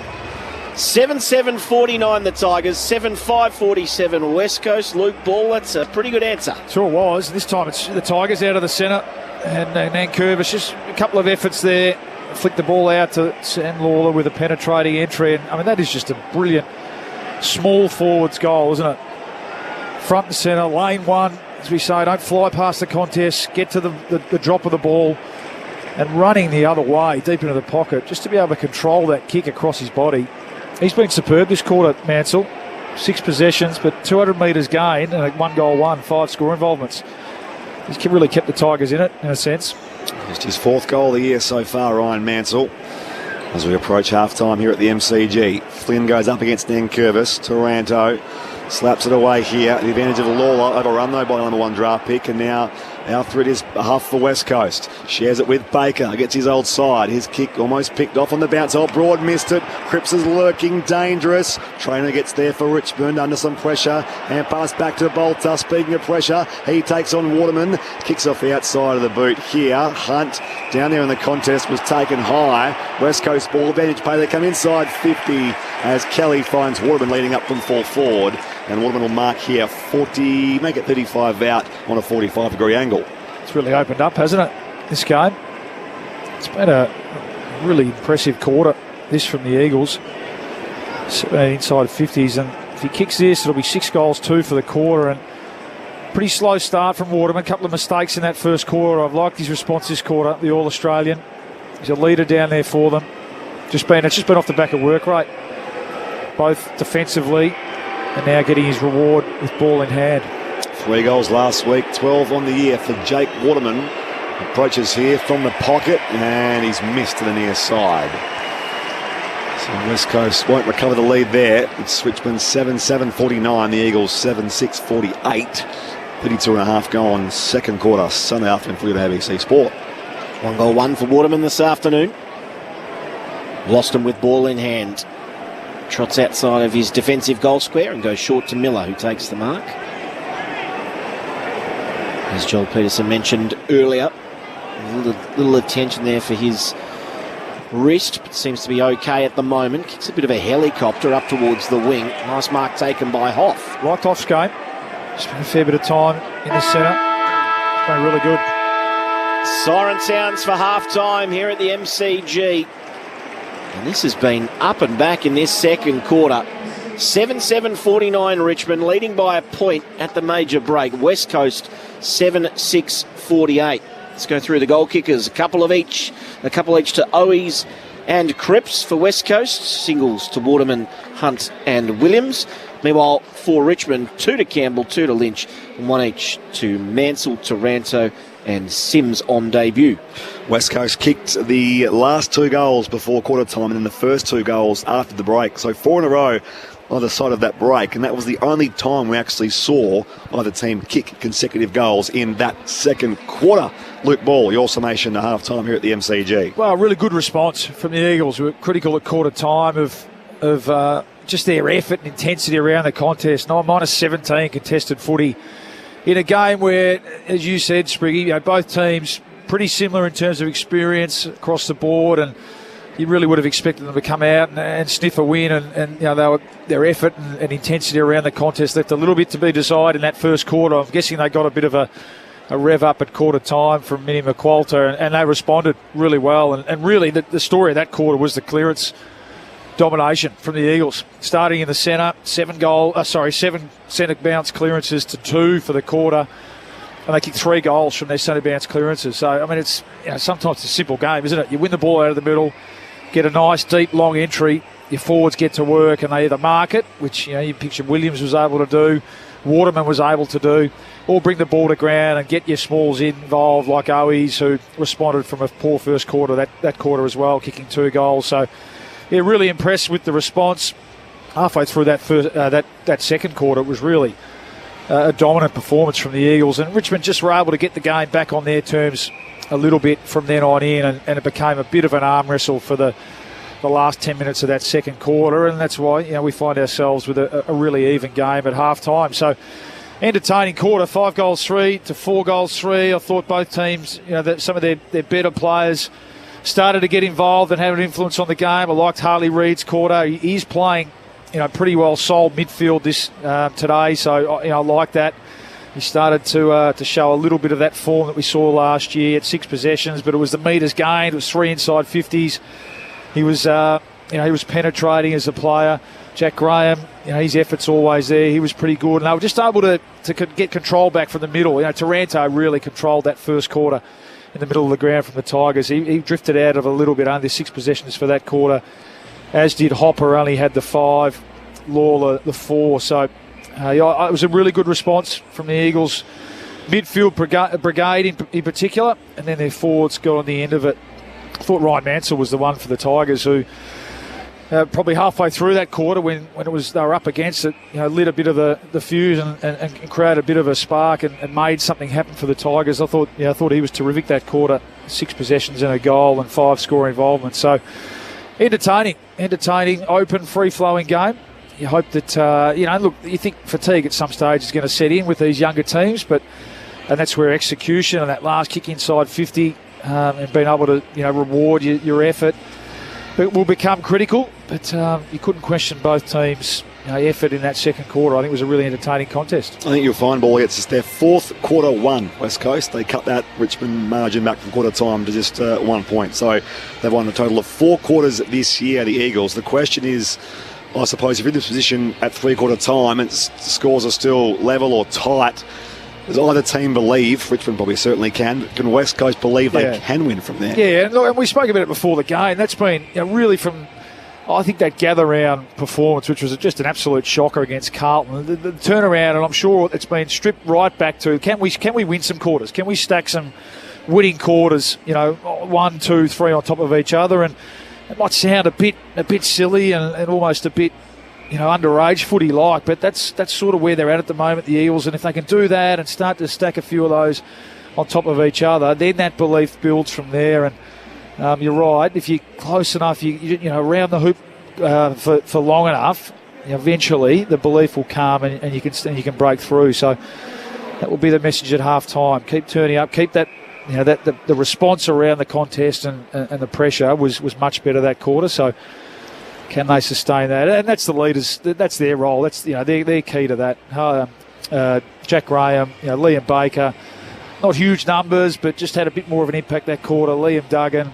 They fall away a bit. We know they're a bit light on for numbers and leadership around the ball. But that's where, even Harley Reid, young player, but experience, clearance, stoppage player.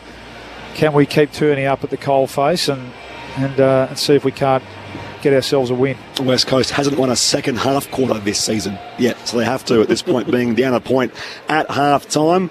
Time for a rest for me and for us. Richmond leads by a point here. We'll hear more from champion Saint and Magpie Luke Ball joining us shortly. Brett Sprigg, Andrew Mays and Joel Peterson here at the MCG. Right now, time for ABC News.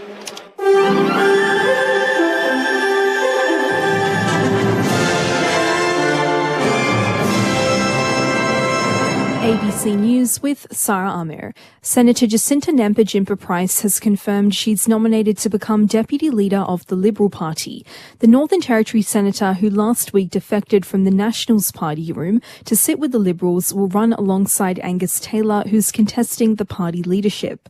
Senator Price has told Sky there were lost opportunities for the party in the last campaign. Some of us had some wonderful policies, but we were stifled from being able to give that message, tell Australians what it was we were providing, what we had on offer, and do it with conviction. Reports of ceasefire violations by both India and Pakistan are threatening a truce that was agreed upon by both countries last night. South Asia correspondent Meghna Bali reports. It's a shaky start to what was supposed to be a breakthrough. The US was quick to take credit. Secretary of State Mark Rubio said the ceasefire followed 2 days of talks involving himself, Vice President J.D. Vance, and both Prime Ministers Narendra Modi and Shehbaz Sharif. But India seemed to distance itself from that, insisting this was a bilateral agreement worked out directly with Pakistan after Islamabad initiated contact. We had seen early signs of de-escalation. Pakistan reopened its airspace and India says its forces were under orders to hold fire. But with violations already being reported and trust running low, the truce is looking fragile. In other news, police say they're still investigating the source of a $600 million drug shipment seized off the New South Wales coast on Friday. 5 people were arrested when 1 tonne of cocaine was found on a boat near Nambucca Heads. Police were alerted to the operation when a motor cruiser vessel worth more than $500,000 was bought in cash in April. New South Wales Police State Crime Commander Jason Weinstein says the discovery will make a dent in the escalating sales of illicit drugs. This will be a massive hit to organised crime. Someone today is out of pocket significant amounts of money, and if you're looking for a boat, I suggest you look at the pages when the Crime Commission sell this boat, because there'll be one available. A social justice advocate says it's critical more support is offered to women leaving prison in light of a steady increase in the Australian female prison population. Around 3,500 women are currently in Australian jails, an increase of 62% since 2009. Talia Isaac, who was formerly incarcerated for drug offences, says women leaving prison often face stigma and experience shame. It's really difficult to feel like you fit in somewhere. Having the resilience to continuously come up against the barriers that you're faced with, whether that's employers, government agencies, there's always this stigma around women who've been in prison. The US Trump administration is considering suspending habeas corpus, the right dating back to the Middle Ages of a person to challenge their detention in a court. White House Deputy Chief of Staff Stephen Miller says the U.S. Constitution allows for the legal liberty to be suspended in times of rebellion or invasion. His comments come as judges seek to challenge some recent detentions made by the administration in its efforts to curb immigration as well as remove dissenting foreign students. Also in the headlines today, there are arguments about where a Soviet-era spacecraft has crashed, more than half a century after its failed launch to Venus. The BBC's Ella Bicknell reports. Most unmanned spacecraft burn up upon re-entry into the Earth's atmosphere, but Cosmos 482 was a 500-kilogram probe encased in thick titanium shell, built to survive the scorching conditions of Venus. But it never got there. Its 1972 launch was a failure. Some parts of it crashed down on Earth shortly afterwards, but its main lander has been stuck in orbit for more than half a century. Scientists believe its size and structure meant there was a chance it would survive re-entry and crash land anywhere between the southern tip of South America and as far north as Denmark. Russia's space agency Roscosmos disagree. It says parts of it fell harmlessly into the Indian Ocean, 500 kilometres off Middle Andaman Island in the Bay of Bengal. And pop stars Dua Lipa, Elton John and Coldplay, and dramatists including Tom Stoppard and David Hare are among a list of British artists calling on their government to protect them from artificial intelligence. A letter signed by more than 400 musicians, actors and writers has been addressed to Prime Minister Keir Starmer. You're up to date with the latest from ABC News. For more news at any time, download the ABC Listen app. The World Test Championship is coming. He gets connection here, lifts it over the keeper, one bounce for four. Australia versus South Africa. And he nicks it, he's got him again. Catch every ball on the ABC Listen app. This is the 2025 AFL Premiership season on ABC Sport. A couple of options inside, forward 50. One of them's Tom Sims. So Lynch goes long in that direction, right to the hot spot. Sims up in front. A big fella on debut. Clunks it, 25 out, slight angle on the approach. Comes Tom Sims, and that is his first goal in AFL footy. That pumps the crowd up, and his teammates as well. Lynch, and pass to McAuliffe. Now to Hopper. Hopper back to Trainer, who spots the top of the square. Oh, Lynch front and centre, did the roving again. This time he gathered and goal for his second of the afternoon. Ryan there first for West Coast. Hand pass back to Bailey Williams. Goes down the pipe now, needs a marking option. It was a little wide of Tim Kelly. Waterman's there. Hand pass was slicking it at Owie, so he can skid this ball through from 30 out. He has two. McIntosh with a couple of options. Sims is one. He actually opted not to leap there and left it for Mansell in the end. Hand pass over the top now to Sims. Sims goes inside, attacking 50. Lovely kick to Lynch, who takes the mark, wants to send things up straight away. It was touched on its way. Campbell snaps and goals. He's got two. Lawler kicks inside, attacking 50, looking for Lynch. Couldn't take the mark. Mansell, lovely, classic front and centre, and drills it. Wonderful goal. This is ABC Sports coverage of the AFL. On your radio. ABC Sport Digital. And on the ABC Listen app. West Coast's equal highest scoring quarter of this campaign, but Richmond leads by a solitary point at the major break here at the MCG. 7-7-49 plays 7-6-48, a total of 10 lead changes in that opening half here. You're with Brett Sprigg alongside Andrew Mays and Luke Ball. Joel Peterson's on the Maudry here as well. Coming up later on today, Geelong and the Giants.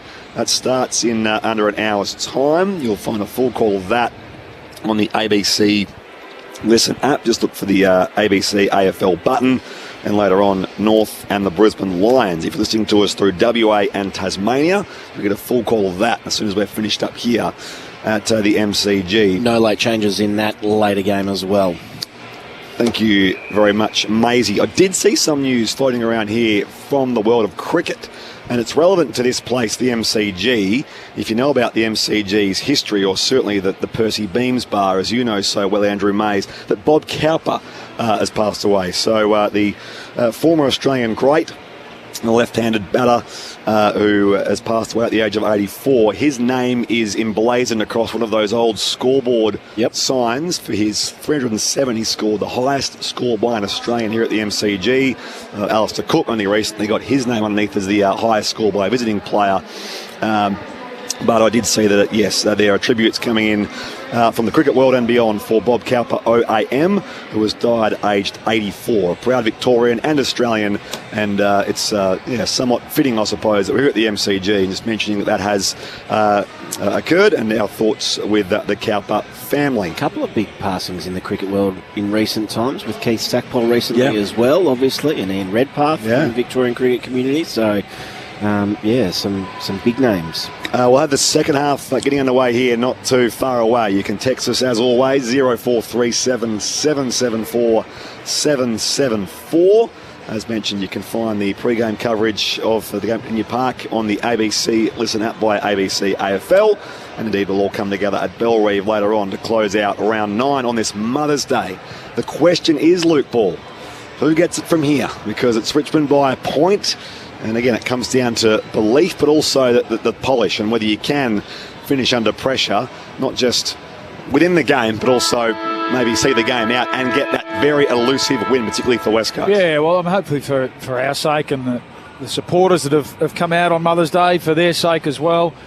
It continues on in this fashion and continues to be a bit of an arm wrestle, goal for goal. I think momentum's a key thing, particularly with these younger sides who, as you say, might lack a bit of the polish and the skill execution. It might come down to just that late in quarters, late in the game, who can execute under pressure. And again, you're looking to your leaders to set the tone from that point of view. The clearance battle is fascinating, in particular the centre clearance, with both teams' ability to be able to score directly from there today. That looms as a critical factor even in this second half. Who can get back, get on top from Richmond's point of view? Can they get back on top through the middle of the ground there, led by Taranto and Nankervis? And from the Eagles' point of view, can they continue to be really clean and effective out of there? And that's been Ryan pinch hitting through there. That's been Harley Reid spending a lot more time in the centre bounce. And the dual sort of ruck going head to head with the resting ruck as well. So that's a fascinating battle through the middle of the ground as well, Spriggy. A couple of things happening elsewhere. One game that's not close right now is across the way at Amy Park here. Melbourne Storm 28 lead West Tigers 0 in the first half of that NRL encounter. I guess they would have been a hard week after their last 5 minutes of last week. Correct. Storm. Meanwhile, A-League Women's semi-final leg 2, still 0-0 Melbourne City and Central Coast Mariners. It's the first half there for the right to face Melbourne Victory in that A-League Women's decider. So a few things happening live sport right across the country. You can keep up to date on abc.net.au/sport. West Coast make their way back out there. The Tigers soon to join them here at the MCG, leading by a point. But would you say, Bally, that, Richmond won 2 games last year, so they're on the cusp of winning a third, potentially here today. Where did you have them as far as a pre-season prediction? Richmond? Yeah. I think clearly bottom 4. I think I probably had them just above the Eagles and sort of how it's playing out. We spoke about it before the game. At the moment, they've been more reliable of these young and rebuilding teams in terms of their, let's call it effort, so those desire indicators week in, week out, that's kept them in games, in contests. You think of even some of the games where they haven't got over the line. They've given some decent sides a real run for their money. And if you want to break it down to quarters, they've been able to to win a lot more quarters than the Eagles have. So, if you were to stack them up against each other through 8 rounds, Richmond have obviously been a fair bit more impressive. And I think a couple of the callers even texted in and made that point. Maybe it was an Eagles supporter just saying the difference has been, they're being better led to this point of the season. Now, there's been a bit of availability around that from the Eagles' point of view, clearly. They'd love McGovern out there today, the impact that he would have. And they just haven't had as good an output from players like Tim Kelly. Even Jake Waterman hasn't, reached the heights of his season last year. And so what did I say, Tim Kelly, and a handful of others. So, but I've liked what I've seen from, even Kelly today. Not huge numbers, but liked his output, liked his work rate, his attack on the footy. Tom Cole's had some really good moments. He's one of the more experienced players. Jamie Cripps' work rate's been really strong today. So these are the sort of guys that have to have to set the tone and drive them towards this, hopefully this first victory if you're an Eagles supporter. Liam Baker and Jack Graham, the recruits, I know he's to a lesser extent, have held up their end of the bargain. I think they've been pretty strong in terms of leadership and output to this point. It's time for some of those Eagles players that have been there for a lot longer to stand up and be counted today. How important is it for the Eagles? They're close here, and this is a good opportunity for them. How important is it for them just mentally to get that first win? Yeah, you need to win. No, you need to win. Yeah, I mean, for the coach as well, just to get talk about that nourishment, because it's bloody hard AFL footy. We know that. So if you go through such a long season without the odd reward every now and then, even though we know they're playing the long game, you do need that week to week reward, especially if you're a team like the Eagles who travel a lot. So getting back on the plane, sitting at the airport lounge with 4 points in your back pocket, it is a different feeling. So that's the carrot that's there for them today. Richmond by a point with the third term not too far away. No sub-movement as yet. James Trezise and Tom Gross for these two sides. We'll hear from Joel Peterson throughout the second half from the boundary here at the MCG. Into the third term we go on ABC Sport. You're back with Andrew Mays. Players take their positions, and Curvis stealing in the ruck here. He looks straight into his opponent's eyes and runs straight towards Flynn. No one really got a decisive hit out. Nankervis trying to do some work at ground level. Ryan on hands and knees. Ball spurts out towards McAuliffe, who became the tackler in the end. Graham back to Nankervis. It was knocked down. No clean possession yet. Taranto gets it. Kicks inside 50. It's wide. It favours Marrick. And he swallowed that up nicely. The Eagles defender takes the mark on the paint of 50. Been a good contributor. 12 possessions in the first half. Ryan Marriage kicks at 80%. Just pulled that kick late. McIntosh diving in front of the pack. Almost intercepted. Umpire wave play on though, and now Kelly dinks a kick over the top, looking for Hoff, couldn't quite get there. Hoff did well enough to keep it in front of him, but Bolter just shoved him away, grabbed the footy, got it to Taranto, he turned it over by hand, back to Hoff, now back to Hunt, he kicks inside attacking 50, to the hot spot, no mark taken by Brown, Miller became the rover, hand pass to Broad, forced to snap on his left, Hunt couldn't take the mark, Vlosten's had enough, he just sockers it out of there, gains some valuable territory. A hand pass knocked down there in the end by Jonty Fall. Hopefully he's okay. Sort of grabbed at his shoulder, but he's all right. And he'll jog back towards the forward line for the Tigers. Ball to be tossed in, almost on centre wing. Here's the Tigers by a point opening stages of the second half. No change to our half-time score. Sunday footy on ABC Sport. Back in it comes. And Curvis up in front, down to Harley Reid for West Coast. Bustles his way through. Kick went nowhere as he was met front on, and he's going to be holding the ball. Nicely done it was by Sam Banks.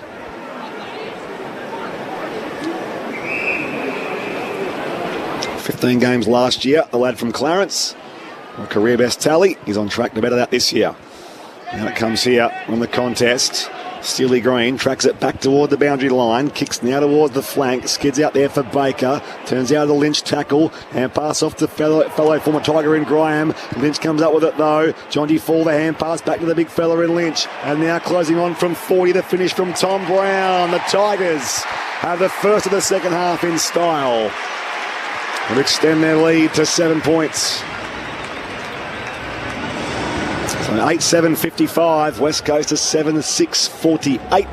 2.5 played, third term, Sunday footy, ABC Sport, Luke Ball. Nice finish from Tom Brown. Again, just a turnover goal. Yeah, I thought Liam Baker should have kept going down the line. In the end, he handballed it back into traffic to an extent. And Tom Lynch there was the one that applied the forward pressure and then followed up with the handball, which was the goal assist to Tom Brown. Yeah, Liam Baker, I just felt like he turned back into trouble. Went back inside and they had the outnumber that the Tigers were able to pressure, and nice finish from Tom Brown drifting down from half back. So good start to the second half from the Tigers. Jogs back inside defensive 50. Ball back in the middle. And Curvis over the top. Taranto came rushing through the stoppage. And Curvis got it to him in the end, but he was tackled immediately. Baker, hand pass, further afield to Ryan. Back to Baker, who kept on running. Kicks to the top of 50. It'll bounce in front of Hutchinson here, who just runs out of room. No, Brown kept it in the end for the Tigers. A little bit of a risky play here. Ralph Smith has it pulled from him. hand pass inboard, just missed the Eagles teammate. Now Broad runs away with it. And McAuliffe did well, just to sell a little bit of candy. Steadied on his kick, then kicked long. Williams with a big fist over the top. Now Hutchinson sees it over the boundary line, right on centre wing in the sunshine of the Shane Warne stand. 8-7-55 Richmond, 7-6-48 the Eagles. 3.5 minutes played in the third term. I like that from Harry Edwards. I reckon he shows a bit there. Key back. He's a big lad, 200 centimetres. I mean, all key position players are almost 200 centimetres these days, aren't they? But both him and Brock, big tall boys. Back in. Loose footy on the other wing. Ryan gets there for West Coast. Shares it with Graham. Run down from behind. Great chase and tackle by Lawler. Running out a logo. And that sparked the Tigers again. They lead by 7 points. Lawler. High to the flank. 2-on-2. Back with the flight. Jimby, but Tom Lynch sees it out of bounds for a throw-in.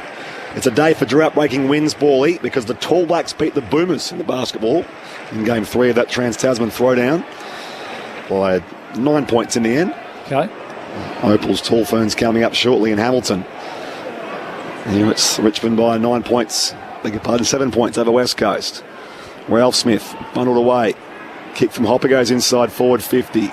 Merrick waiting for it. Clever assist there. Goes to Lynch, who goes to the outside of the boot. It was well done by Jonty Fall.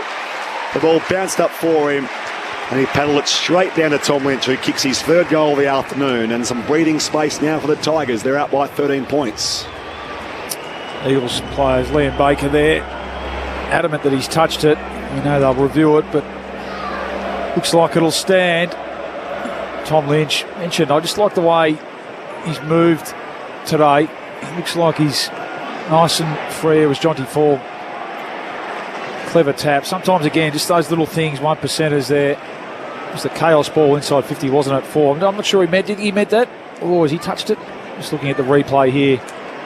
Yeah, no, he meant that, definitely. Fall meant it. Or looks like it. I reckon that is touch too. Yeah, not so fast with the centre bounce here. That might be coming back. I reckon you can see that. Yeah, definitely. Yeah. Well, it was Harry Edwards who lunged at Tom Lynch's boot. I think he's done just enough here. It's a great effort. Yeah, really good. Again, talking about the little things, the 1%ers. There's 2 or 3 Eagles in the vicinity who all heard it as well, so they were adamant. Nice, so we have some honest young players. Maisie. Mother's Day. Been taught well by their mother. Absolutely. Now, the Eagles were adamant. I think Tom Lynch probably knew in his heart of hearts as well. Showing he's still got a few tricks, Tom Lynch. One behind it is. So margin 8 points in favour of the Tigers. Kick comes across to Edwards, who takes the mark. He finds Owies at half back, who's come up from the forward line. Owies inboard. Nice kick to Duggan. Duggan just looking for the next option. Every player bar one in front of him. He's at half back. Just takes a little bit off the kick. Didn't have any target presenting. Richmond with the numbers. Broad had a fumble. Now, well done by McIntosh. Got on his hands and knees and was able to smash it to the advantage of Nankervis, who was caught. Lovely tackle. Gang tackle between Harley Reid there and Graham. And Nankervis might actually be a little the worse for wear as well. Graham goes inside, attacking 50. Spoiled away. Broad just got a hand in there. All the way back to Graham, and he sees the footy out of bounds with McIntosh, and we'll have a throw in. About 70 around from the Eagles' goal. They trail by 8 points in this third term. He's a bit groggy, isn't he? Big Nank. I'm not sure whether it's his head or maybe his shoulder. It's a terrific tackle. It takes a fair bit to get the big fella down. Jack Graham, one of the best tacklers in the comp. Voice of Luke Ball on ABC Sport. Tigers by 8 points here at the G. Back in it comes. Nankervis lays it down. It was there for Hopper. On the ground hand pass. Worked away again by Sam Banks. Contest on the wing. Reaching from behind was Jonty Fall. Hits the deck. Ball goes with him. Comes back now again as Dow swings through a tackle. Footy came loose. It was Woodham down there by Jimby. And now Soccer around the logo. Baker there first for West Coast. Fires the hand pass. Back now. It's come all the way back to the wing for Sandy Brock. Little toe poke forward there for Jaden Hunt. Hunt takes on Banks. Banks wins the contest. Hand pass untidy though. Picked off by Hunt. The former Demon goes high inside forward 50. 3 on 2. Waterman, the one who's all by himself. Overhead grab taken 25 out. Slight angle right of centre. Just kept at it, didn't he, Jaden Hunt? It was scrappy and it was messy here in the shadows. Slippery. This is the slippery part of the ground, isn't it? Doesn't get much sun from here on in.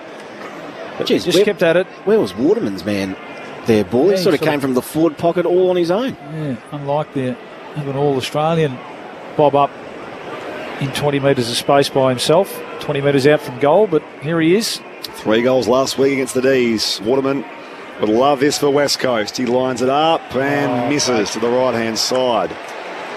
Needed that one too. It's been all Richmond the first 10 minutes of this third quarter. Just needed a settler there, the Eagles. Disappointing. Tigers by 7. Joel Peterson, boundary side. Nathan Broad's just come off with a dislocated right middle finger, boys. The doctor trying to put it in at the moment. He is writhing in agony as he gets some treatment there with the sub, James Tresside, sitting right behind him unused. Seen a bit of use of that middle finger from a few players in recent times. Short kick to the right back pocket. Mark taken by Banks, who's been pretty busy this afternoon. Long kick towards the wing. No mark taken. Working at ground level was Nankervis, who ripped it from his opponent and then scrubbed a kick forward. Gained about 35 metres. Eagles with the numbers, though. Baker has had a good afternoon. Hand pass to Reid. Saw something he liked at centre-half forward. No mark taken. I think Owies might have infringed there. He did. And Vlosten wins the free kick. Off to the running Banks, who goes straight through centre-half back. The 1-2 is Green. He was looking out the corner of his eye and there was no one there. High kick from Hewitt. Inside attacking 50. 1-on-1 Waterman. Well done, Miller. Was in pole position, just able to nudge Waterman to the side and take the mark. He goes wide and Banks again has the footy. Banks beyond defensive 50 to find Ralph Smith. Right half back in front of the Shane Warne stand. Kicks for distance down the outer side. Mansell out to meet the football. Takes the mark uncontested. And they're all streaking forward now for the Tigers. Toward the flank. 2-on-1. Edwards and mine on Lynch. He's paid the mark. West Coast intercept at left half back. Wasn't paid the mark in him, was he? Gets it back to Tom Cole by hand. Edwards back to Tom Cole. Goes for a bit of a surge here across the defensive goal mouth and finds Liam Ryan in the right back pocket. Ryan looking centrally, just lobs it up. Looking for Reid. Oh, good spoil at the last minute by Ross, but it bounces back to Reid. Long hand pass forward is good to Hewitt. He's got a couple of options inside 50, and he finds one. It's Waterman who can run into a goal unselfishly, goes to the goal line. Brockman grabs it and bangs it into the third tier. Much needed goal for West Coast. They are back within 1 point. Richmond with all the momentum in the opening 10 minutes. They've just wrestled things back. And Brockman has his first of the afternoon. Well, it was just straight down the guts, wasn't it? It was the transition play. The switch came across. Well done, Harry Edwards. I really like the look of him as a young key defender. Winning the one-on-one against Tom Lynch, and then Cole with the switch, and then the corridor just opened up. Went all the way down, and concerning signs here. You mentioned it before, Maisie. Some West Coast forwards bobbing up in their own front 50 in plenty of space. That time Brockman into an open goal. Joel Peterson on the boundary. Harley Reid was almost just brought off with the doctor and the physio there. Then they waved at him at the bench that they weren't going to get a rotation in time, so he stayed out on the ground. So not sure whether that was a HIA that he was being pulled off for or something like that. But he stayed out on the ground, opposed on the wing to Camden McIntosh at the moment. Jeez, it was his shoulder, so he got a late bump when he gave that hand pass forward and to Hewitt. And the umpire hasn't given him much leeway there because he was being assisted by the trainers. 6-6-6 warning Richmond's way meanwhile. We start in the middle here. Liam Ryan from that centre bounce clearance goes high inside 50. Waterman's down there in the contest with Miller. Good spoil from the young Kalgoorlie man. And now Hoff is brought to ground. Ball at all, 25 out from the goals at the city end. The good news is Harley Reid has stayed on, so that shoulder okay. 13 going third term. Tigers by a point here at the G. Nankervis wins it down here. Harley Reid takes McIntosh front on, and again the umpire ball up. Seen a lot of don't argues this year, have we, Harley? It's almost like it's been put back on the shelf for the time being. Tried to burst through the stoppage. Trainer did instead. His kick was smothered accidentally by Taranto. Back into West Coast hands. Reid almost got another chance. Ross was clean at ground level. Off to Taranto, who just clears the immediate danger. Up towards the wing. Edwards with the spoil over Lynch. Lynch gathered, got the hand pass away to Ralph Smith, who's away. Takes a bounce. Right half forward. Gets to 60. Eyes the goals all the way. Touched on the line. Lovely tracking back there by Sandy Brock. Saved the day. And now Jimby with the kick out, or might be Marek in fact, and the margin is back to 2 points in favour of the Tigers. Marek shields his eyes from the sun. Room to bounce from the kick out and goes to the outer side. Now to a 3-on-2. Williams reaching for it, does well. Big pack grab for West Coast. I suppose if you are going to bring back the fend ball, you'd do it against Dusty Martin's old side. Yeah. In Harley Reid's case, 8-9 plays, 8-7. Williams kicks down the line to find Ryan, who was taken out of the play. That's going to be marked by Nankervis at half back.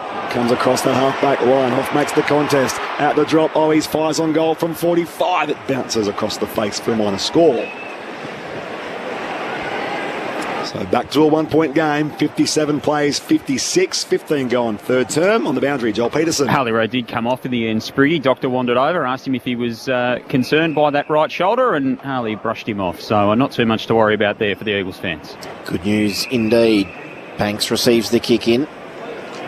Short kick over the top to Dow. Banks now up to 18 possessions. So he's been busy in the back line this afternoon.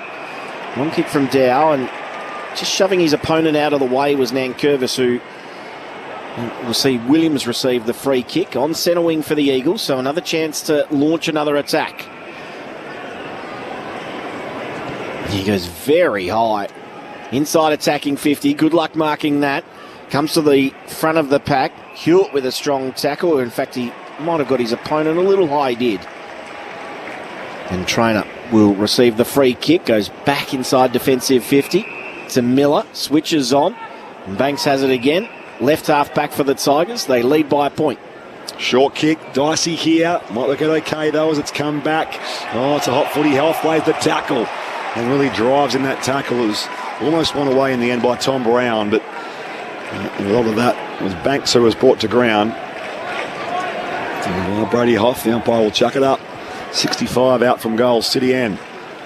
That's West Coast's attacking end. Hutchinson's hand pass picked off now. Dow's been busy, as Maisie mentioned, and now he ducks into a tackle here. The umpire will ball up on the logo. 8-9, 57, plays 8-8, 56. 17 going third quarter. Sunday afternoon footy on ABC Sport this Mother's Day. Williams wins it down here. Brockman to Ryan, dispossessed by McIntosh. Taranto slides in after it. The umpire spotted a throw. West Coast ball. So another chance for the Eagles. Ryan has the footy. Just got to think their way through it a little bit better here. They've just been bomby the last 5 minutes. Richmond are getting players. The big guys back down in line with the footy.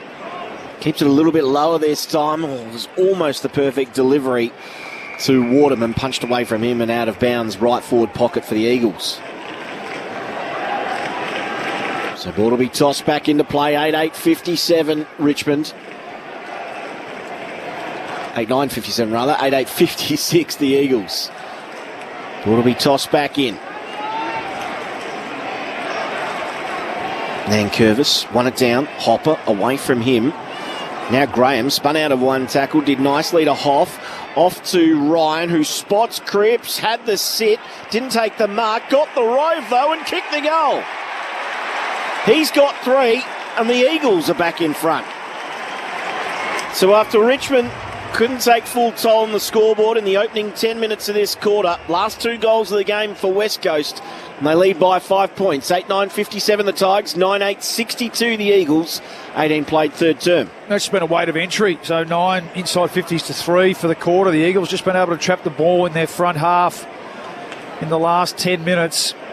And we just spoke about before maybe just being a little bit more cleverer with the way that they enter inside 50 in a sense. Just they've been a little bit bomby, which is playing into Richmond's hands. That time it was Ryan. Just amazing if you shift the ball off the line a little bit, get the ball in the good user's hands. He didn't take the mark, Cripps, but it was kicked to his advantage. He was good enough. He's had a good day, Jamie Cripps. It's 3 goals. Good enough to take his opportunity. It's 260th AFL game. As I keep saying, the most experienced player on the ground. In the ruck, Williams hacks it forward here. Banks spins to a tackle, dispossessed. Eagles ball. Good tackle it was by Graham. They wheel on quickly here towards 50. And again, he's reaching for it. Out right half forward. He marks 55 out. Well, centering ball to find the marking target there in Kelly. And Kelly has it 45 from goal. Slight angle at right of centre. Again, just shifting it off the line.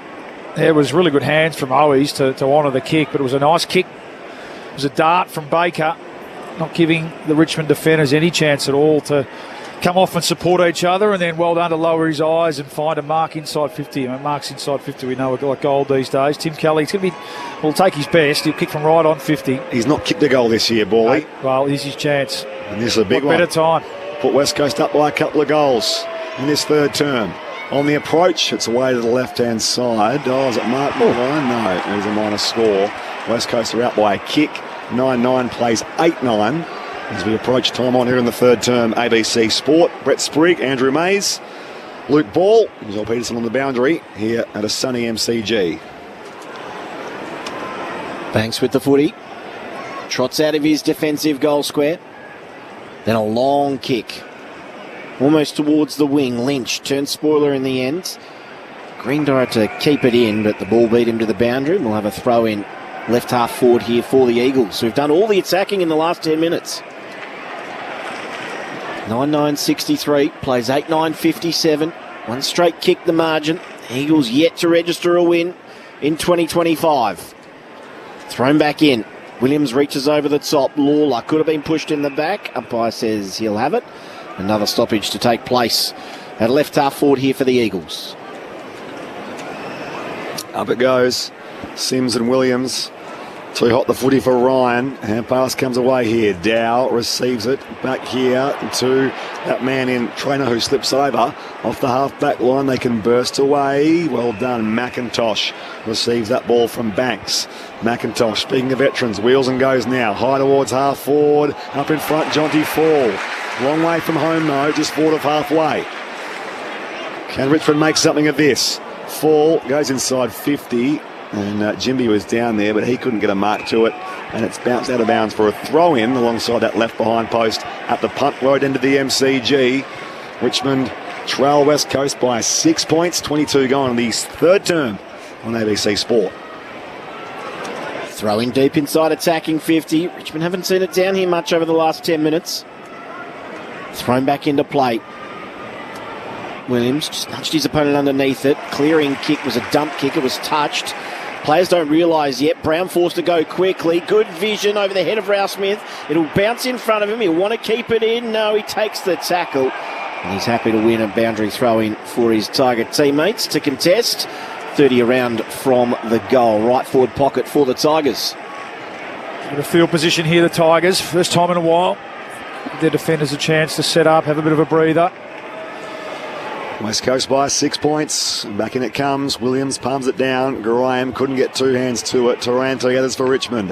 Hand pass goes straight to Tom Cole. Eagles can blitz away through Cripps and he comes beyond defensive 50. Hunt back with a flight. Marks it right half back. Just slows things for a moment. Yeah, he looked up and saw only Richmond players on the outside of their opponents. So well done by the Tigers to slide across. Hunt's kick finds Jack Graham. He was in front of that pack on the members' side of the MCG. Still plenty of time left in this third term. And of course, the last quarter still to come. Marrick's kick goes up in the air. Wobbly one. Duggan down towards Hunt. Sweeps the hand pass back to Hewitt. Now the skipper, Duggan, on his preferred left boot. Goes inside 50. Who's reaching for it? Matt Flynn. Flynn marks 30 out directly in front for West Coast. They've got some size, haven't they, the Eagles? They're just looming as this game goes on. It's that old saying, big guys don't get any smaller. It'd be interesting. I just thought, what are we now? 23 minutes into the third. Both coaches will be starting to think about subs and whether they activate them tactically. There's a lot of big guys out there. Eagles going with the double ruck. If you can push forward and take a mark and hit the scoreboard, very valuable. Can he push their lead up to 12 points? Matt Flynn on the approach. It's away to the left-hand side. West Coast are outplayed just the 7 points. 24 gone, third term off the SMS. James in Mora in WA, listing while spraying canola. Ryan Marrick's putting together an excellent season off halfback. Surely he will be an All-Australian in some years to come. Yep. He's been busy. That's because he's playing for a struggling side as well. Ball's been down there a fair bit, but no, I agree. It's been good. Not a great kick in by Miller. Only reached Banks on the bounce, who had to hand pass back to Miller, who just boots it out of there. Cole with the decisive fist over the top and out of bounds. 70 around from the Eagles' goal. So it's a win for West Coast. Got the Tigers hemmed in at the moment. Plenty of opportunities inside attacking 50. You can just see a bit of the confidence rising amongst the young Eagles here. Toss back into play. Flynn on hands and knees, taken in a headlock almost by Nankervis. Ball pinned to him. We'll have another stoppage, this time a throw up. Umpire does it quickly as well. Flynn reaches over the top. Taken off, it was Hopper. Umpire wave play on, kick forward. On hands and knees, Baker, happy to hold things up, right on centre wing. We'll have another stoppage. Ball up this time to take place underneath the Shane Warne stand. 8-9-57 Richmond. 9-10-64 the Eagles, 7-point margin. I think I'm right in saying it's West Coast big lead of the game so far. As they go forward of halfway through Lawler, Richmond. Marrick in the contest with Jonty Fall. Brock the loose man in defence to West Coast. Off half back, he sends that left foot kick a little too deep. And it's Marsh on the outer side of the ground. Gave a push out there. It's going to be a West Coast free in the end from Tom Brown. So West Coast work it forward. Hewitt out to the flank. Harley Reid taps it down there looking for Kelly. Out there though is, it's come back here for Kelly. Kelly had the contest there with Banks, and now Waterman falls on it in the pocket. He's taken high. Yeah. West Coast free kick again. There's been a few of those today, hasn't there, where players have slipped over. So you could say they've contributed to the high contact, but you still have to come in a reasonable fashion. And umpire there, Orgy, there wasn't much in it. Adjudicated that, who was it? Was it Young Banks? Yep. Just came in a little bit too willingly. The handball from Kelly has to hit, though. He gets away with one there, Tim Kelly. He could have put Waterman on his path there into goal. Jake second Waterman chance. Knows the value of this kick, Bally, before three-quarter time. Can he extend West Coast lead to 13? Right foot snap, curls it around. Not quite enough. Minus score. West Coast are out by 8. 26 gone, third quarter Sunday afternoon footy on ABC Sport. Just wasting a few opportunities here, West Coast. Last three behinds of the game. They've held all the play over the last 10 or 15 minutes in this quarter. Waterman 1 goal 2 for the afternoon. They really controlled the quarter. 13 6 inside 50s. No bang for buck. 2 goals 5 Eagles. Banks a long kick out of defence. No mark taken. Front and centre Hopper. Got through a tackle. Slammed it on his boot. Gains valuable territory. Now it's a foot race. Mansell gets there first. Takes it. He's 40 out. Can he steady enough to kick? And he snaps and goals. Oh, that kills you. One end to the other. And he has another. His second of the afternoon. An important counter punch by the Tigers. And they're back to within 2 points of the Eagles. Just finished saying, hadn't we? Eagles controlled most of the quarter in terms of field position. Had plenty of opportunities to put the ball inside 50. No bang for buck. 2 goals 5 from their 13 entries. The ball goes straight down the other end, and Ryan Mansell, who's been one of Richmond's best today, has been superb. Just bobbing up, showing some real speed, running away from Harley Reid there. It's a nice finish. Just took a few steps to compose himself, get himself balanced, hooked it across his body in the wrong pocket. Goal against the flow there for the Tigers. Got a couple of old school motorsport names out there, guys. Got Mansell, got Brock. Stars of the 90s and their respective motorsport codes. And Mansell, certainly a star for the Tigers here. And down it comes. Flynn lays the tackle on Taranto. Ball gathered here, and now it comes away. It was player held there in Harley Reid. So Can West Coast reply as we approach three-quarter time here at the MCG? Harley Reid thumps it deep inside forward 50, too deep for Waterman. Off hands, racing toward the pocket, kept alive to McIntosh. It was well done. His kick tumbles down here towards the wing. Another race on foot. Marrick after it now, but Lynch gets some support for Richmond. Shares the hand pass off here to Seth Campbell. Goes towards centre half forward. Reaching for it, Lawler. Pops it inside forward 50. But Sandy Brock takes the mark for West Coast. He had Mansell coming in, and this time Brock does beat Mansell, and West Coast are way off half back. He did have to come off his man as well, so big tick for the young man there. Finds Cripps, comes back inboard. Jimby has it. Did really well. Just took a chance, essentially. Came off his man and stopped a certain goal there. Was there a Kelly as well? There had to be a Kelly, didn't there? Back with those guys at some stage. Am I imagining that? Certainly in the 8 Supercars there was, yeah. Long kick by Edwards this time. Towards Ryan. No mark taken. Oh, he's doing the roving front and centre. Couldn't gather the ball cleanly. Richmond with numbers. McIntosh receives it. Short kick is good to Lynch on the wing. Now, does he go or hold? He holds.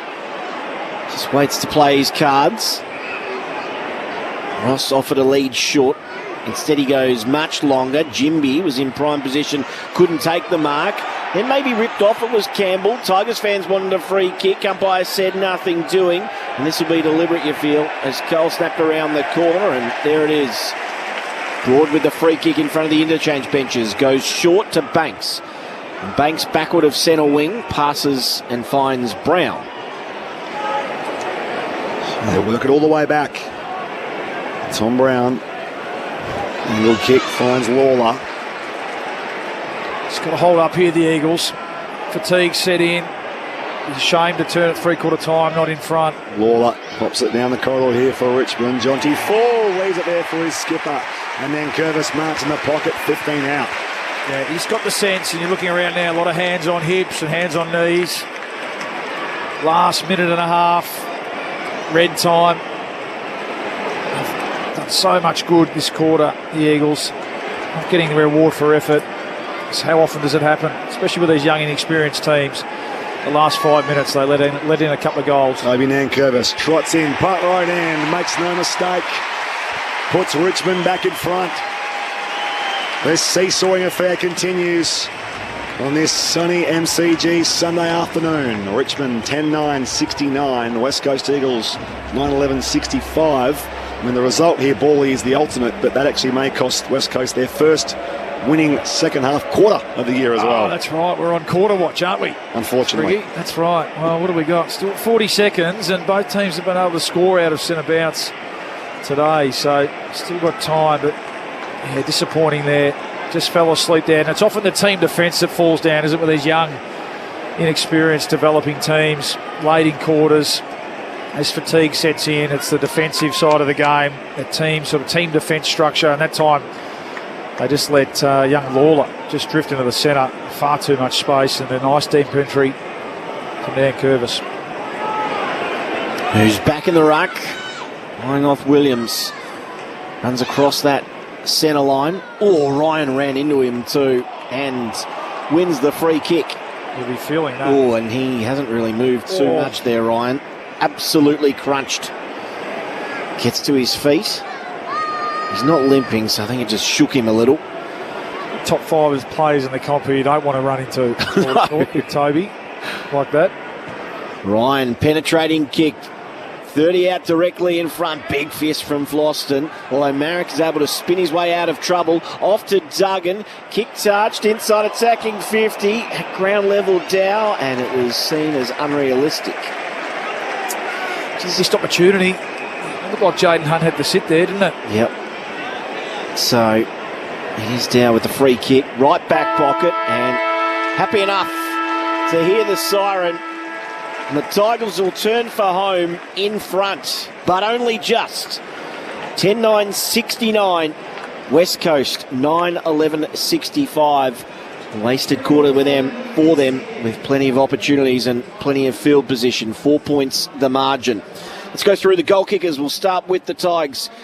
2 each to Mansell, Lynch and Campbell. And singles to Taranto, Nankervis, Brown and Sims. Meanwhile, for West Coast, 3 to Cripps, 2 to Owies, and 1 each to Waterman, Hunt, Brockman and Williams. Margin hasn't gone beyond 19 points for either side. That was Richmond's early lead with the first 3 goals of the game. And West Coast led by 7 points at one stage in that third quarter. On ABC Radio, ABC Sport Digital and the ABC Listen app, this is Sunday afternoon footy on ABC Sport. The footy might stop with the final siren, but with ABC AFL, the conversation keeps rolling. Get ABC AFL Daily Podcast with Premiership coach Paul Roos, alongside Corbin Middlemass, Ben Cameron and Poppy Penny. From walking on thin ice to dancing on the mountaintop. It's your daily footy conversation. Find it on the ABC Listen app. This is the 2025 AFL Premiership season on ABC Sport. Baker turns out of the Lynch tackle and pass off to fellow former Tiger in Graham. Lynch comes up with it though. John Fall, the hand pass back to the big fella in Lynch. And now closing on from 40 to finish from Tom Brown. The Tigers have the first of the second half in style. Bounces back to Reid. Long hand pass forward is good to Hewitt. He's got a couple of options inside 50 and he finds one. It's Waterman who can run into a goal unselfishly. Goes to the goal line. Brockman grabs it and bangs it into the third tier. Now Graham spun out of one tackle. Did nicely to Hoff. Off to Ryan, who spots Cripps, had the sit, didn't take the mark, got the rove though and kicked the goal. He's got 3 and the Eagles are back in front. Hopper got through a tackle, slammed it on his boot, gains valuable territory. Now it's a foot race. Mansell gets there first, takes it, he's 40 out, can he steady enough to kick and he snaps and goals. Oh, that kills you. One end to the other. This is ABC Sports coverage of the AFL. On your radio. ABC Sport Digital. And on the ABC Listen app. The lead has swung 12 times in this game at the MCG. Richmond leads West Coast by 4 points at the final change. You're with Brett Sprigg alongside Andrew Mays, Joel Peterson and Luke Ball. Meanwhile, getting underway shortly in Geelong for the Cats and the Giants. We'll keep you across that. You can find a full call of that, by the way, via the ABC Listen app. Just look for the ABC AFL button.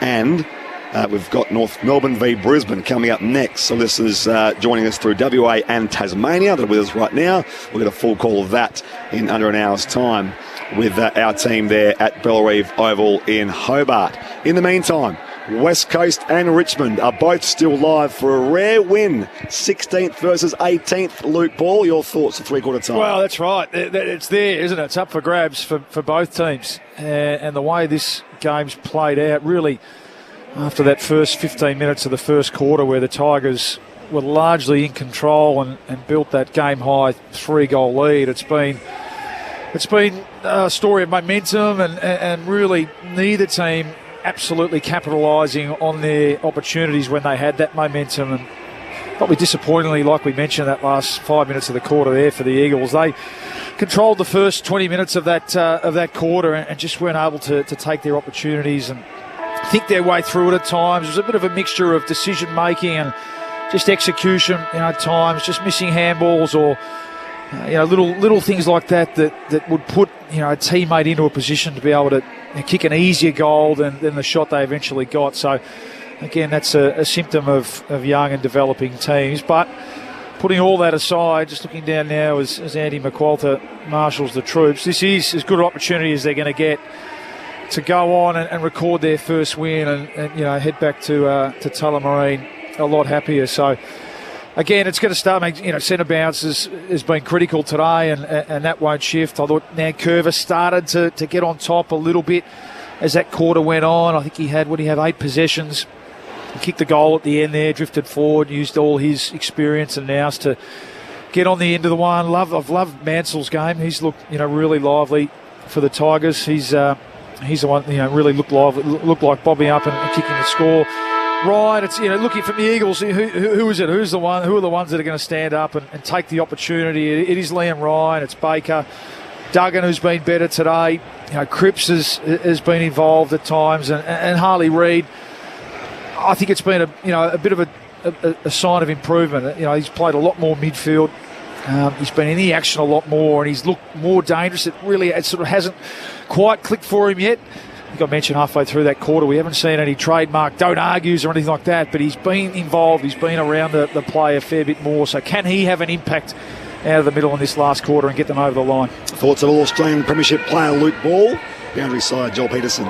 Spriggy, the other thing we haven't seen so far is the sub for either side. So James Tresize walking back to the bench with the Richmond players, Tom Gross going back to the bench with West Coast. The only interaction Tom Gross has had in the game so far is when Luke Traynor was waiting to come on for Richmond early in that third quarter and was yelling out to him, telling him to get out there. The former Vic Metro teammates having a little bit of fun, so it'll be interesting to see whether they come across each other once Tommy Gross does get a run. Well, I think they can both have an impact too. Both, far, quick, hard-running players, so there's a lot of tall timber out. You'd expect one of the talls at either end to be subbed off at some stage this last quarter. I did contemplate a sub of my own, Bally. Hang it in there, mate. Come on, hang it in there. The finish line's inside. Crook. There was no big knot or anything last time. It was just that I'm losing my voice, and I might just hang on. Here we go. Restart to start the last quarter, and it will be a high tackle going Richmond's way. The way of Sam Banks. Banks has been busy this afternoon. Ooh. 13 possessions in that third term. He looked a bit dazed then. Wouldn't be surprised to see the doctor running out to Sam Banks then. He just looked a bit dazed as he caught one in the head. Still doesn't look great after he kicks that inside 50. No mark taken. Good pressure by the Tigers. And Hoff's wrapped up immediately. We'll have a ball up 40 out directly in front. Richmond lead this by 4. As Sprigg mentioned, got out to 19 in the first term, but it has been a seesawing battle. There's a bit of trademark Harley Reid bursting away from the stoppage. Hand pass to Brockman. He puts it in front of Reid, who's pushed off it in the end by Bolter. Reid goes again. Did extremely well there. Now a chance for Harley Reid to go long. He's looking for Waterman, who creates a contest. Well roved by Ryan. Tries to shake Vlosten. Had to retreat back to Waterman by hand. Sees something he likes inboard. It's a good kick as well. Hoff, hand pass to Harley Reid. Can he pull the trigger from 55? A Harley Reid special at the G. West Coast back in front. Courtesy of their young superstar. 10-9-69 Richmond. 10-11-71 West Coast. We've played 90 seconds in this final term. Can he be the one? Well, what a start. He won the centre bounce clearance. He has played pure midfield today, which I've liked from Harley Reid and the coaching staff. Just backing him in. So, okay, this is our opportunity. We can sniff a win here.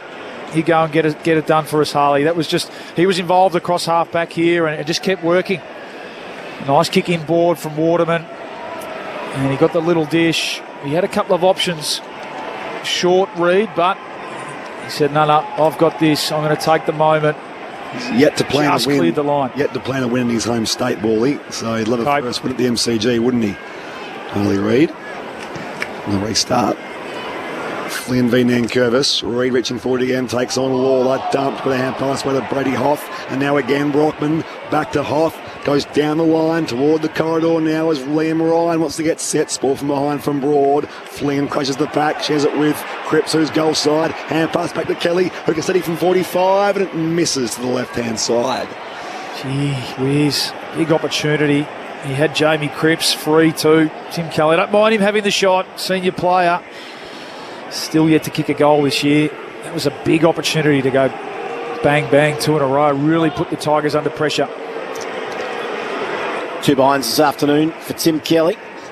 Bolter with the kick. He goes almost to halfway. Massive kick. West Coast with the numbers at the fall of the ball. Brock is pushed off it. Campbell tried to get a hand pass to Lawler. His hand pass to Baker. Turns it over. He retreats by hand to Jimby. He's got a bit of time. That's a poor kick. Took something off it, and then 50 given away. Don't actually think that was against Harley Reid. Might have been Hoff coming in. Accidentally knocked the ball out of Ralph Smith's hands after he took the mark. There's Hoff and Reid, which is a good 50 too. Come from centre wing, and he's going to line up from inside 50. About 48. Yeah, there's a couple of mistakes. I'm not sure trying to thread the eye of the needle, pinpoint pass. I'm not sure that's Ruben Jimby's go at the moment. Love what he brings to the team. Sure, that's his go. I think just take the long one down the line to the one-on-one. And there, Hoff a little bit too overzealous coming in to hold up his player. So this would hurt. Ralph Smith Starts his approach from outside attacking 50. He'll kick from about 47. Late into it beautifully. That was looking good all the way. And Ralph Smith puts Richmond back in front. 11-9-75 plays 10-12-72. 4 minutes played. Final term. A solid contributor, Ralph Smith. He's not a heap of the footy, but he plays that wing role really well. Elite runner. Another goal from an intercept there. Again, you get the sense that who makes less mistakes for this quarter will end up prevailing. Around the grounds in Geelong, the Giants had the first goal there, so it's 1-1 to 1 behind. I think they've won their last 4 down there. Yeah, I like them down there, don't they? Yep. The Tigers back in front here. There's the restart. Flynn down to Brockman. Hopper extracts the footy, shares it with his former Giant and Taranto. They're away here through Banks. Richmond down the line they go again. A little too deep for Tom Sims on debut. Reaching for it though, Campbell. On to Lynch. And looking him was Edwards. No free kick. Duggan spun the table with a hand pass away. Trapped there by Dow. And now his hand pass went straight to the West Coast Eagle. Flynn spills it down to Graham, who kicks beyond defensive 50. And almost a mark taken by Kelly. Umpire says play on as he spilt it at the last moment. McIntosh over the top to Trainer, who's almost got the distance. Goes right to the goal line. Well done by Marek to get across in front of Lynch and spoil through for one behind. 11-10-76 now to 10-12-72. 4-point margin in favour of the Tigers. Short kick is okay to Duggan, who goes long towards the wing. Cripps had his arm held for a moment there. Vlosten just got in front. Then hand pass back to Bolter. Hit him square in the face and it rebounds out of bounds.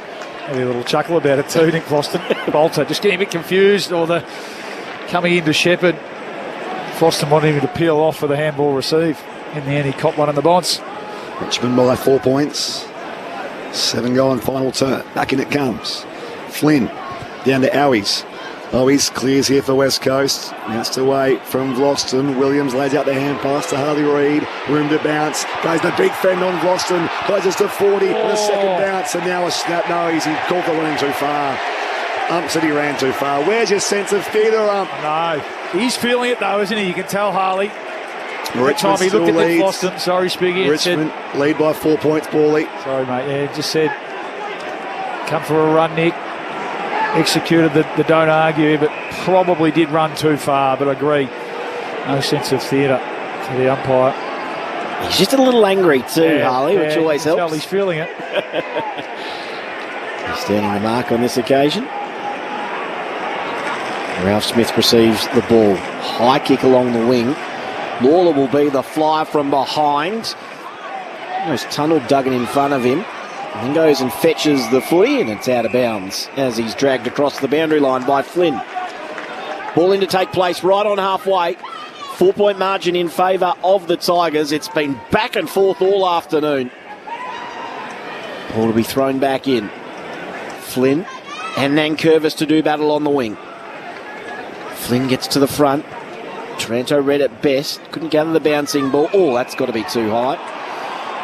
Toby Nankervis, and Harley Reid gives it to him as well. So Harley Reid's taken on a few at the moment. Owies with the free kick. Centres things up to Edwards. He's a true centre half back. Short kick. It's called to play on to Cole. Cole going to the Great Southern Stand side, the Shane Warne wing. And mark taken by Brock, who comes back inboard to Edwards at true centre half back. And he's had enough, so he's just going to kick it inside 50 from centre half back. It's a penetrating ball. No mark taken. Waterman turns tackler. Just getting out of it was Miller. Brown, hand pass over the top. Sits for Ross, who gathers behind centre wing. Long kick towards Lynch. It'll reach him on the bounce. No, it won't quite. And tapped over for a boundary throw in by Brock. Let's head downstairs. Joel Peterson. James Tresize is into the game for Richmond, Maisie, and it is Thompson Dow who's taken his seat at the back of the bench. Okay, so like for like. Interesting, Bally. Yeah, I thought maybe one of the young talls would make way for a running player in this last quarter, but going to back their big guys in. Tigers by 4 points. Down it comes. Half pass wide here as they go inside. Forward 50 the Tigers. Leaping up there, Tom Sims on the entry. Marrick is back there for West Coast. Shares it with Duggan. And West Coast captain goes beyond defensive. 50 back to the wing. It's a good ball too, although Vlosten just edge trips underneath it, then took the mark. Right on centre wing.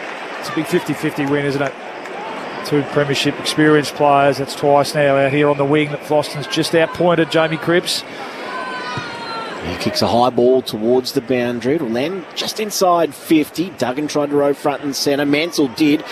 Forced it on the boot, but that's a good defensive mark taken by his opposing ruckman in Flynn in the hole. Dangerous spot to be in. So Flynn assessing his options. One of them is Williams. He'll leap over the top there of Loston, who stood tall in front. And Williams is filthy with himself. Loston with another intercept mark here. This time a little further advanced than 30 seconds ago. He keeps it low inside 50, all on his own. McIntosh drifted into space and there was no eagle in sight. He takes an uncontested mark, 45 out. About 15 metres in from the boundary in the right forward pocket. Well, I don't know how they missed him. He's the only one out there who hasn't got one hair on his head with a headband, so had plenty of time to get back there. The Eagles, mids and defenders. That'll be a bit disappointing for Eddie McQualter and the coaching staff. Tough shot. Experienced head, though. Camden McIntosh, 17 touches this afternoon. This is most important so far. From 45, does it hang in the left goalpost? Not quite. Across the face for one behind. So 11-11-77 plays 10-12-72. It's the Tigers by 5. Joel Peterson. Looks like Tom Gross about to get set to check into the game, Maisie, and the card had number 22 on it for the Eagles, so Archer Reid might be the tall that comes out. Tom Ross into the action. Marrick beyond defensive 50. It's marked by Brock. Brock called to play on down the outer side. He does link up with Hutchinson here for the Eagles, who trail by 5 points here at the MCG. Hutchinson runs the boundary line into the sunlight. Long kick. Oh, a couple of Eagles almost messed it up between each other, but holding firm was Flynn. He gave it to the running Hutchinson all the way to the goal line, and it's almost there. One behind. That would have been very handy on the counter-attack. Margin is back to 4 points. 11-11 plays 10-13. Richmond with the ball now. So Trainer spins it a couple of times in his hands, then goes for a wander into the right back pocket. Long kick, Duggan, one grab and the second. Oh, should be paid the mark. Umpire said play on as it was knocked out of his hands. Hoppers onto it. Now to Sims. It's not a great kick, but good mark in the end. Strong mark taken by Ross. Bacon just holds him up, makes sure he's going nowhere so the Eagles can try and get some numbers back. He's got a couple of players out here inside attacking 50. Instead, he just puts it to the top of the square. Lynch is one-on-one, couldn't take the mark. Edwards with the hand pass to Marrick. Now to Cripps. Wasn't a lot of pressure there. He's happy enough to concede. 11-12-78 plays 10-13-73 is Richmond by 5 points. He's left back pocket there for the Eagles. Goes beyond defensive 50. Williams wants a winning start, but Mansell's up in front, takes a strong grab on the members' side of the MCG. 13 gone, final term. We're just hanging in there, Bally. Just I'm close to a sub here myself. I was about to say. Here we go. Here they go, the Tigers through Trainer. High inside forward 50. And now Brock spills the grab. Down towards the flank now as well. That was around the football. That arm bust missed its target. Knocked up by Graham. West Coast on the other. That Williams. Back here again as Hoff evades some traffic. Hand pass wide back to Graham. Dangerous kick here for Hewitt. And Broad coming the other way. Takes the grab. Oh, that's the difference at the moment. They're out there, the Eagles. Just some really poor execution. Joel Peterson downstairs. Just let the record show. I've just done a couple of run-throughs on the boundary as well. That's great, Joel. Long kick. Coach, let me at him. Up towards half forward. No mark taken. Marrick's there. He's got a little bit of space to work in. Actually kept it in the end. And he's only got one target forward, and that's Hewitt, who tries to make a contest, but Broad, too experienced, reaches over the top and takes the mark. Well, that's what happens. You sub off the key forward. Archer Reid comes off in place for a smaller player. Nathan Broad takes 2 intercept marks on the smaller Hewitt. Richmond by 5. Broad a long kick to right half forward. And Curvis wrestling for position. Hand pass over the top by Campbell. No one able to run onto it. Wrapped up immediately on that occasion was Hoff, and we'll have a ball up.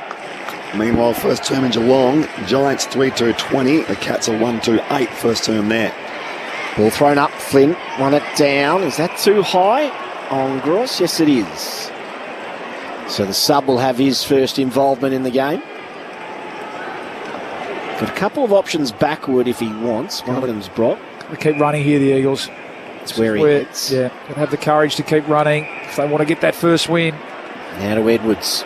Here is a long kick. Takes a bounce. Oh, it didn't come back to him. Had a fumble and then stabbed one up towards right half back. It might work too. Running onto it, Cole. Hand pass inboard inside the centre square. Off to Hoff. Loops the hand pass over the top to Gross. He was looking for a runner. He found it in Duggan. Straight up the middle. Mark taken by Williams. 40 out directly in front. Well, on cue. It looked like they were going to go slow play.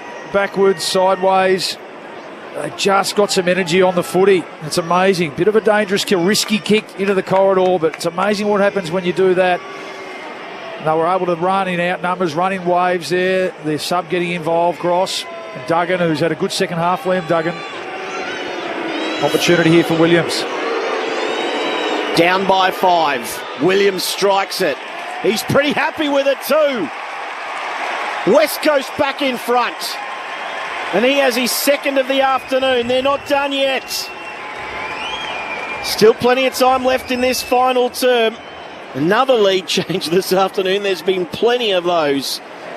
11-12-78 the Tigers. 11-13-79 the Eagles. They are back in front. It's running in waves again, linking up through hands, through the middle of the ground. Spoke about both teams. As fatigue sets in, the game goes on. Developing teams tend to break down. The team defence through the corridor. There's plenty of space and plenty of gaps if you have the courage and the willingness to run. And that time the Eagles did. Resulted in a goal. They get themselves back in front. My concern is Spriggy. It's grandstand finish coming up here. I'm not sure you've got it in. Come on. Sometimes you've just got to dig in and find something.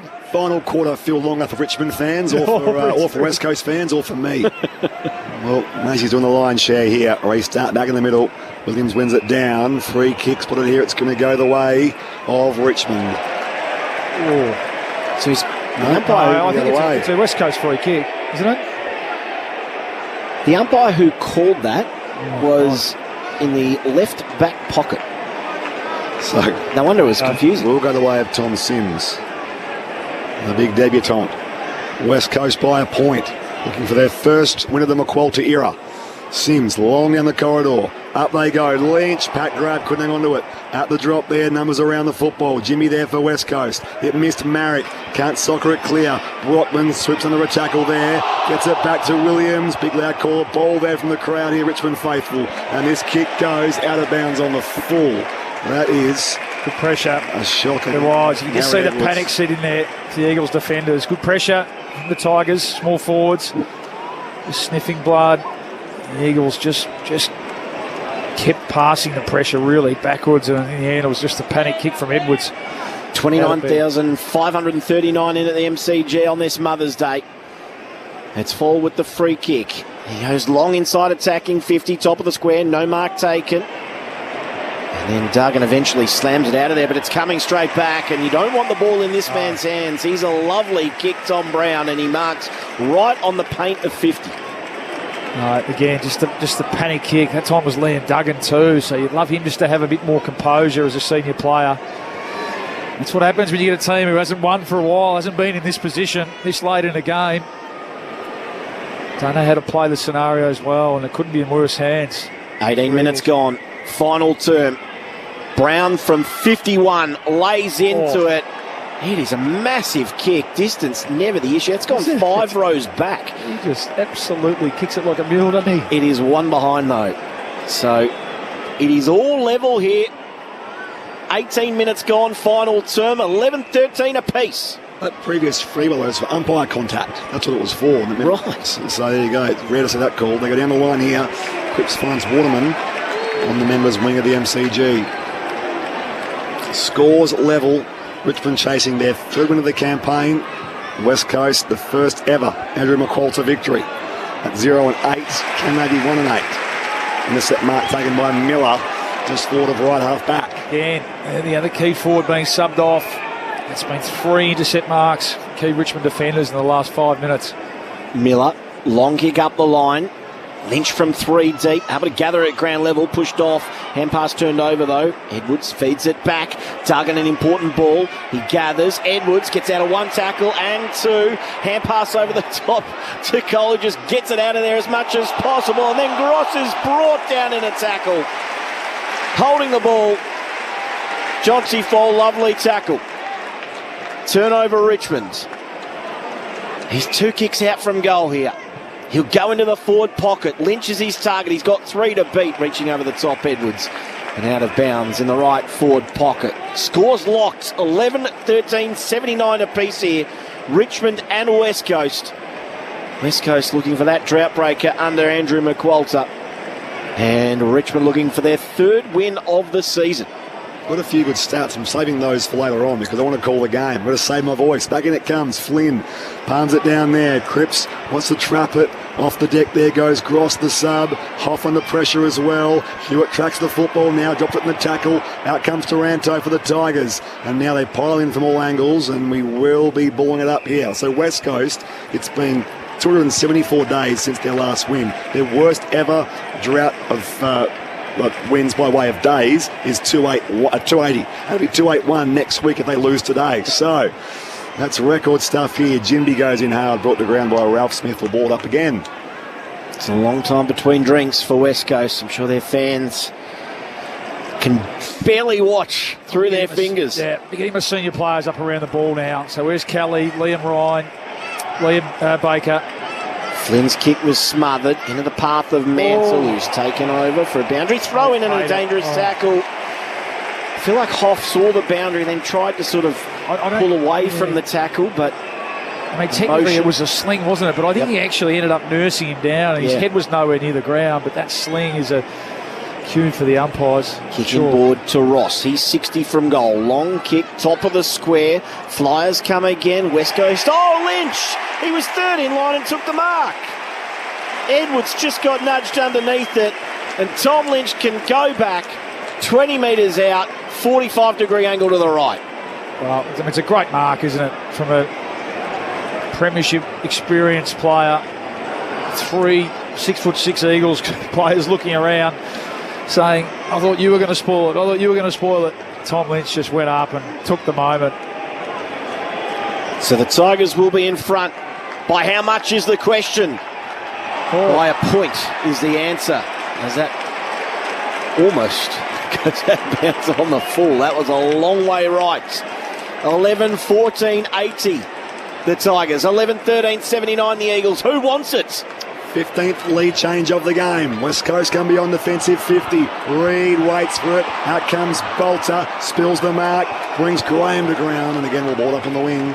There's plenty of time here, the Eagles. They just need to think their way through it again. I'd love to see their senior players get around the footy just with some cool heads. Up in the air. One down here by Nankervis. First hands to it though. Gross. Dummy to hand pass. He was taken high. Should have given it. Tommy Gross. Free kick for West Coast sub. He's getting involved, which is good, but he's just been a little bit slow hand to foot at the moment. Short kick to Baker. Baker kicks inside, attacking 50. Waterman, it's over his head. Has to do some work going back with the flight. Created a contest and the boundary throw in. Let's head downstairs, Joel Peterson. Just some of those other numbers for West Coast, Maisie. They haven't won here at the MCG since round 8, 2021. They've lost 5 in that span by an average of 41 points. They haven't won in Victoria since they beat the Dogs in round 23 of 2023. So it'd be a drought-breaking one for the Eagles if they can get it. Toss back into play. Flynn won it down. Gross onto it. Snaps inside attacking 50. Reed was running through, couldn't reach it. Waterman did. Oh, wrenched his way through. No, umpire says ball up. Show of strength there from Waterman. Stoppage to take place. About 30 around from the West Coast goal. They trail by a point. Tossed up. Nankervis grabs it out of the ruck. Drops it. Umpire says play on. McIntosh's kick didn't go too far. Campbell, hand pass over the top. Ross wasn't clean. Reed the tackler. Taranto to Brown. Brown with the dummy, and then he's pushed out of bounds. Or did he in fact take a backward step? The Eagles wanted deliberate. They didn't get it. It'll be tossed in 70 around from West Coast goal. Trailing still by that point. Meanwhile, late in the first term in Geelong, the Giants lead the Cats there by 18 points. We'll focus on things here for the time being. Richmond by 1. Back in it comes. Nankervis. It missed Brockman. Off the deck, trying to make it work there. Is brought to ground. Underneath all of that will be Campbell. So Campbell gets to his feet, hands a footy back to the umpire. Quick throw up. Nankervis wanted the boundary and the boundary only. There was no one near him. And as is normally the case from a ruck contest, normally excused from any deliberate out of bounds. Ball to be thrown in between wing and left half forward here. So you can be clean here at the clearance, get on the move, get the ball from inside to out. Still time for the Eagles here. Nankervis wins it with his right boot, comes off. And it bounces sideways. Umpire says ball it in. I wonder if that might have been a different decision for over in Perth. Ball to be thrown in right on halfway. 1 point the margin. Richmond leading at the moment, but Richmond fans holding their breath. Couldn't be a draw, could it? Our first one for the year. First one ever, these two clubs, by the way. Haven't played in a draw before. Down it comes. Ralph Smith tracks the footy. Got a little bump there from Hoff. Gets another little bump there from McAuliffe into the action.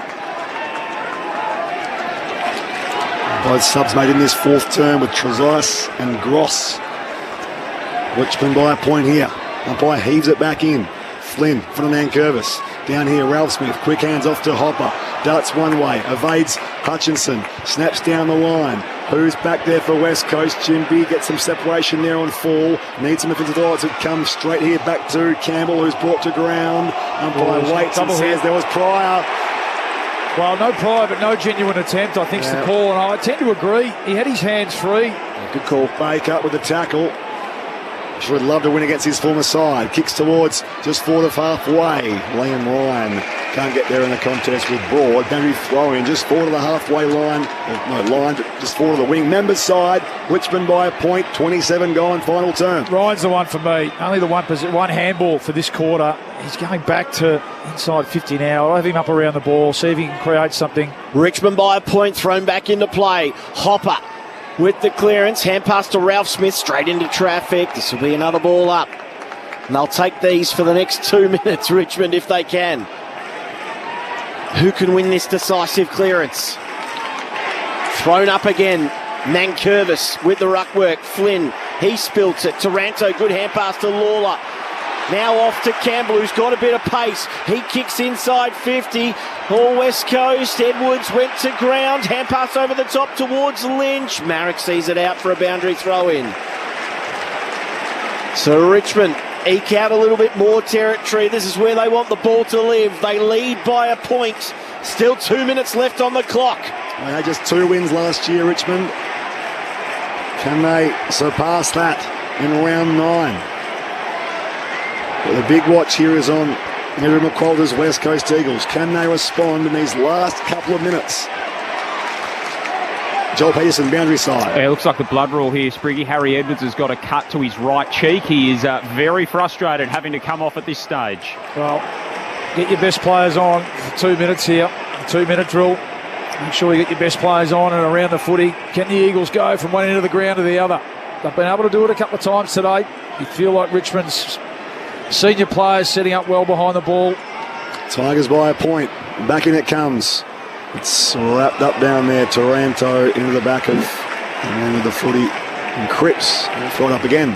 Played this well, the Tigers, over the last few minutes. We've had a lot of stoppages, a lot of time taken off the clock. They lead by 1. Ball palm down. Baker trying to get a hold of it. He almost does. Hutchinson, his hand pass a turnover. Now McAuliffe, the late in. It is bending back towards goal. It's a behind. Not ideal for Richmond. It does give West Coast one last chance.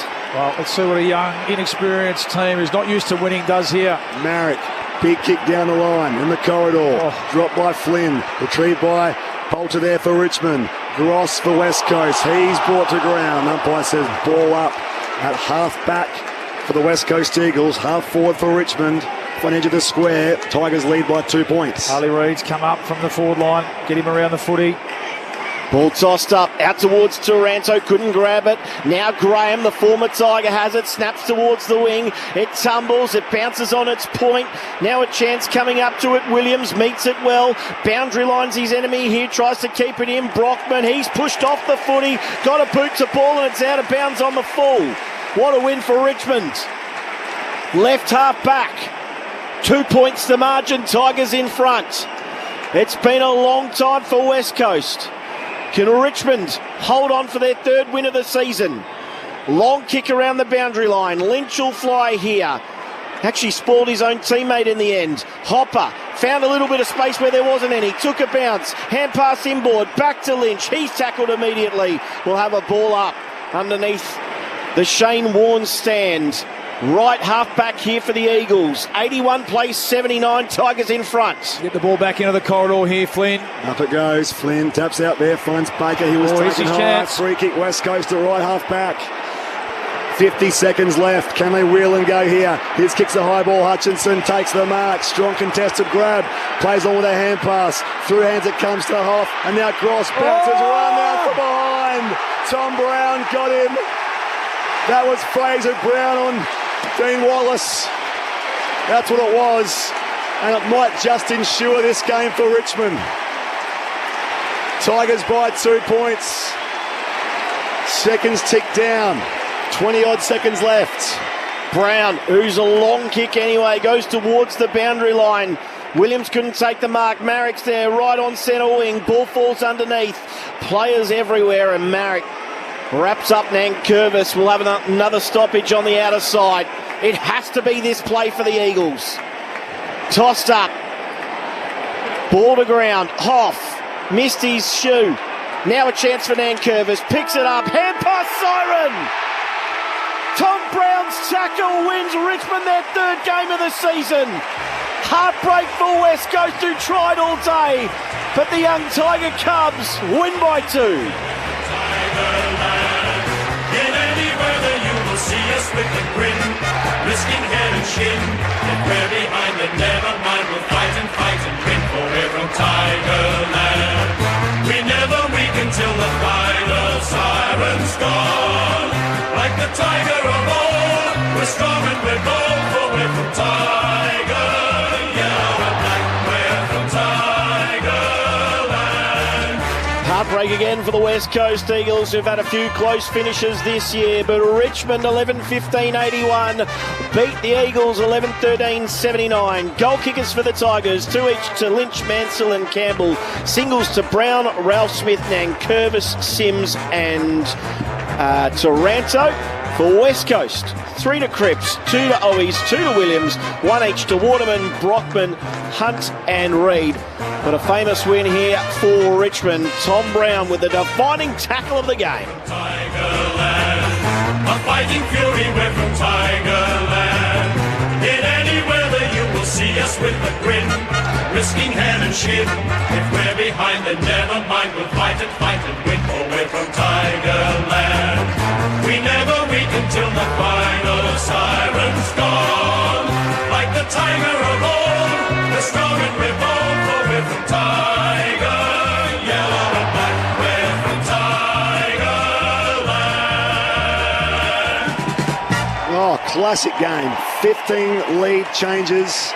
Imagine didn't get beyond 19 points all game. That was Richmond's first 3 goals of the game. From there, it just continued to swing momentum, and Richmond hangs on here by 2 points, leading by 7 points at quarter time. A solitary point at the half, 4 points at three-quarter time, And despite West Coast threatening late in the game, the Tigers hang on for their third win of season 2025. It condemns West Coast to a further mire of no wins and 9 losses to start the Andrew McQualter era. An opportunity missed for the West Coast Eagles, but the Tigers fans love that. 30,000 of them here on Mother's Day. Luke Ball breaks it down for us on ABC Sport. Oh, it was entertaining, wasn't it, Spriggsy, Maisie? It was a seesawing game. The Tigers jumped out of the blocks. The Eagles, through that middle part of the game, certainly had real periods of ascendancy, just didn't capitalise. To three-quarter time where they probably could have had a couple of goal lead, and you sort of felt like they might have needed that. And then it was just an arm wrestle in that last quarter. And in the end, a team that's just not used to winning, clearly, and the Eagles just didn't have enough know-how, in a sense, in those key moments, those critical moments. And look, you feel for young Tommy Gross, really tough as a sub to come on 10 minutes into the last quarter and just get up to the speed of the game. Just getting run down there at the end when he was streaming forward inside 50, probably thought, well, here's my moment to do what what a super sub, I guess, is there to do, and kick the winning goal. And it was in the end a brilliant chase down tackle from Tom Brown, who had some great moments in that last quarter as well that saved the day. And you feel for the Eagles. Yeah, they were brave. Their effort was great. You just got the sense as that in that last quarter that they just didn't have enough. As I said, know-how in terms of how to handle those moments. Even from that kick out, just a high ball straight up the middle of the ground. They could have really fought their way through that and worked it up the field, but not to be. So I think their supporters, they're giving him a good ovation and well deserved. But as Spriggsy said, just an opportunity lost, and you sort of get the sense, Maisie, they're probably not going to get too many better opportunities than that, are they? No. Especially here at the MCG to get the 4 points. Yeah, as Joel mentioned in the broadcast, it's been so long since their last win here in 2021, and you just see the reaction of Andrew McQualter and his frustrations in the box there. I'm sure that was when poor old Tommy Gross was taken down. He actually had real impact when he came on as a sub too, so let's not forget that.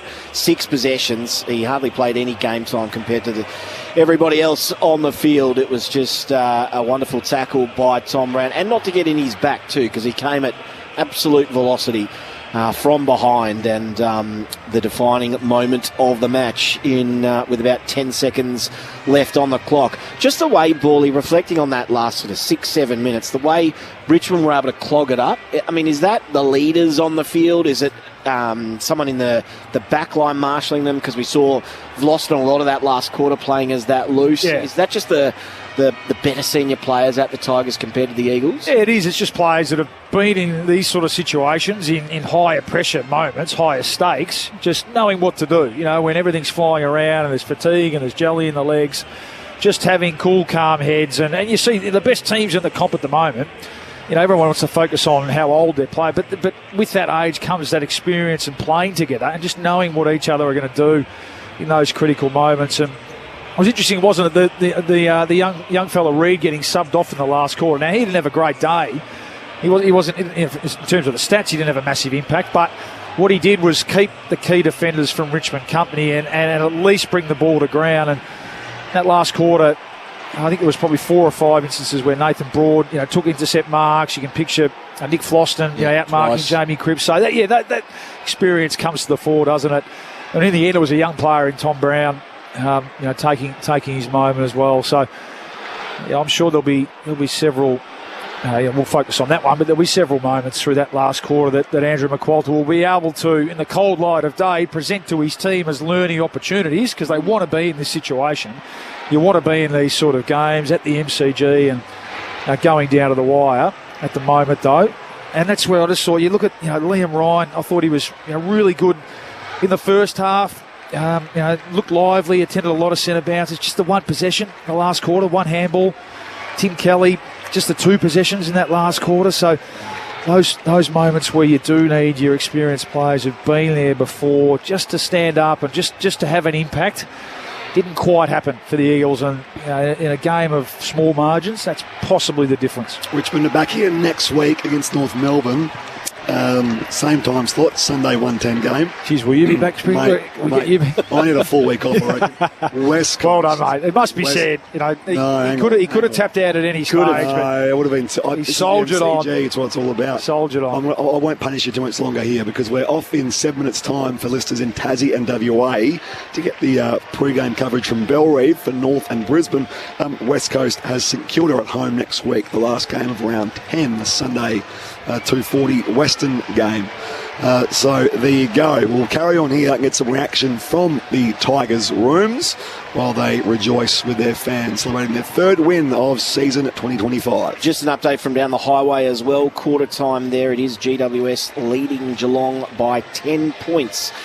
5-2-32 to the Cats 3-4-22. What I'd love here is just the Tigers get in the rooms, Joel gets a player for 6 minutes and then we're off. Yep. Drop off our Tassie listeners and there we go. But they're certainly up there in front of the race and they'll be very pleased with that win. And of course with North next week means they get them all for back-to-back wins. Yeah, and you've got to celebrate these wins. It is, games of footy are very hard to win at any level, let alone the AFL. So I mean, North then Essendon and also up and down. Yeah, a couple of winnable games there. So, sometimes as a supporter, you just want to sing the song, and that's the Tigers supporters get to do today, and it's what the Eagles supporters are just waiting, aren't they? Talk about that nourishment, Bully. I mean, if you'd said at the start of the year that the Tigers would finish on 3 wins, I reckon most people would have gone, yep, that's about right. We're round 9, and they've got 3 on the board already. For all the criticism of Adams Uze's first year last year, geez, they'd have to be pretty happy with where this team's at this stage of the season. No, definitely. And I mean, you got off to a great start, didn't it, against Carlton all the way back in round 1. And just top of my head, who else did they? Gold Coast. That was the other course, yeah. I mean, that looks like a good win now, doesn't it? So they're going to go up and down, we know that. But again, like we spoke about before the game, I think coming here today, you were more confident probably tipping Richmond. Big loud cheer for Tom Sims. He's just flexing his muscles and pumping the fist. He's got a whole lot of cult followers there alongside the boundary soaking line. it up. That's right. Yeah, don't take wins on the MCG for granted. Good on him. And he showed a bit, didn't he? He had a couple of really good moments just to suggest that at 199 centimetres, he might be the the replacement, the long-term replacement. Him and Jonty Ford. That's exciting, isn't it? Two key forwards. With Tom Lynch still doing his job, but obviously in the twilight of his career, if he can shepherd those two young guys through over the next couple of years, and they can slot into that role, and we know they've got some young key talent down the other end as well, so you can just see what they're building, can't you, Richmond? And some of those young players, I mean, Lawler didn't have a big day today, but he has moments. Trainers the same. Some of those small players, Campbell and Banks had a really good day. I like Mansell's game, so you can really see what they're building, and well done to them today. Tigers make their way down the race. We'll go to Joel Peterson in the Tigers' rooms in just a few moments. Get your 3-2-1 ready as well, by the way, Bally.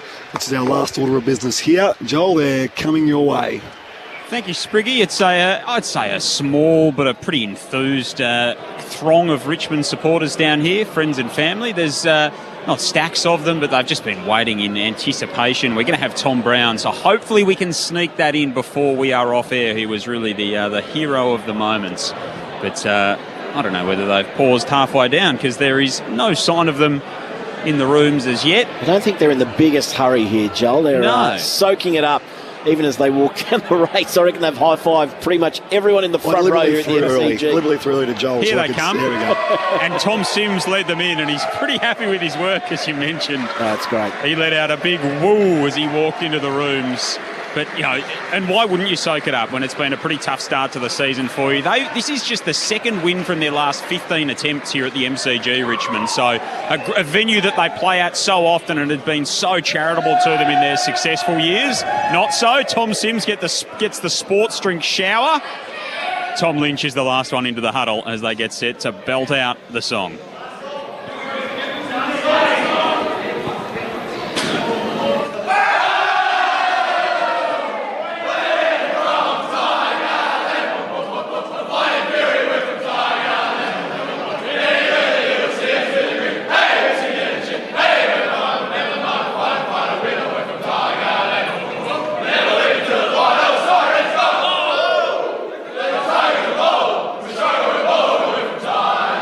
Yeah! 2 minutes, Joel, so maybe just hold our talent there if we can. And we'll farewell our WA and Tassie listeners heading off to North Melbourne and Brisbane, mercifully for them. Who are your 3 best players, Luke? Oh, it's tough, actually. I'm scrambling a bit here, Maisie. I should have consulted, but in no particular order, no real standout. I thought Taranto set the game up in the first quarter, but I'm going to give one vote to Ryan Mansell. Never a lot of the footy, but I thought his impact on the game was significant. 7 score involvements in that second quarter when the Eagles were dominating. Thought he sort of lit the spark for the Tigers. Kicked 2 goals himself, 7 score involvements. I thought he was good. 2 to Taranto based on that first quarter. Drifted out of it a bit, but had 27 possessions, 16 contested, and kicked a goal as well. And I'll give young Banks 3. He had 28 possessions. He took some kick-outs that maybe just padded that a little bit, but I thought his run and hit 5 inside 50, 660 metres gained and 5 score involvements. Thought it was a good game from young Banks as well. So Mansell, Taranto and Banks. Thank you, Bawley. Okay, minute to go here. We'll get some reaction from the Tigers rooms once we drop some listeners off at Geelong and GWS, and of course, WA going there. I believe they're going actually to North Melbourne and Brisbane. So both of those games back to back. The Giants, by the way, lead Geelong by 10 points in the second term there. Yes, it was a 2-point ball game here for Richmond over West Coast. Their 3rd win of season 2025. And the crowd has thinned out here. We had just under 30,000 people here on Mother's Day. And it was scenes of elation there in the rooms with the Richmond Football Club. So if you are listening through Tasmania, indeed, yes, Tassie heading off to North Melbourne and Brisbane. WA sticking around for a little bit longer in just a moment. But if you are listening through Tasmania, you'll have the full call there of North and Brisbane at Bellary Oval. It's coming your way now. While we stick around here for the time being, we might see if we can get into the Richmond rooms in a moment. Otherwise, we'll farewell the rest of you off to the Cats and the Giants, Second-Year Park. So that's what's coming up next for WA listeners. In fact, there you go. And, of course, we'll all get the end of that game, North and Brisbane, later on to close round 9. But, yeah, they are rare scenes, aren't they? You can see them milling about there in the Richmond rooms and all just enjoying it. A big smile on the face of Adam Uze. And we're happy to get the win here against West Coast. They had an opportunity, didn't they, in that last quarter? Yeah, Bully, I wanted to get your opinion. So you're Andrew McWalter, and you're just about to head back to the airport and back to WA. What's the message to the players? Because clearly there was some frustration in the box, but that's just natural emotion taking over, I think, in the moment. But they must be, a little devastated after this. Yeah, a little bit exasperated, wouldn't they be? And just looking at the final play here, if we've got bounce, he probably didn't need to take a bounce, did he, after a couple of steps, and that's what. Yeah. Anyway, you'll learn from that. I think it has to be learnings. My guess is he probably doesn't say much to them now. You're better off just taking a deep breath and reassessing in the cold light of day. I think they did a lot right. I liked what I saw from from a lot of their players today. I think their curve is slowly trending back up over the last month or so. Just in terms of opportunities, you want to be able to take those. So I'm sure he'll take his time though to address the group. We might turn around that interview from the Richmond room, so we'll head off to Glendia Park in a minute's time for that game between Geelong and GWS. I want to thank you guys. Andrew Mays, I sound like I'm barking now, don't I? Effort, mate. Luke Wall, thank you so much. Well I had texts from people saying, are you okay? Did you have a big night? No. I want to thank Jules McKenzie, who, as well as being the best tech in the business, was running me hot peppermint tea and honey and all that sort of stuff, and I just kind of made it, but I apologise. The last quarter wasn't my best work. But Richmond get the job done here to win by 2 points over the West Coast Eagles. So, listeners through WA heading off to Geelong and GWS in a few moments' time. Thanks to Craig back in the studio. Yes, indeed. We made it, Maisie, so thank you very much. Well done. Yeah, gutsy effort. Sometimes you just got, don't you? You just got. It's a great lesson for all of us. I think you were one out as well, boys. Yeah, one out. That's right. One out. Shades of. Yeah. Well, WA listeners might know Wally Foreman, the great Wally Foreman. Not that I'm any comparison to him. He called it a grand final here for a special ABC Perth grand final broadcast, and he actually lost his voice on the full-time siren. I remember. I've done likewise here, but no West Coast win. Richmond by 2 points after Matt Clinch, Ben Cameron, Kes Peterson, and Daniel Harford, and Lauren Board. And at Kinnear Park for the Cats and the Giants coming your way now. Puts the pressure on him, kicks long towards the goal square. Dangerfield crash.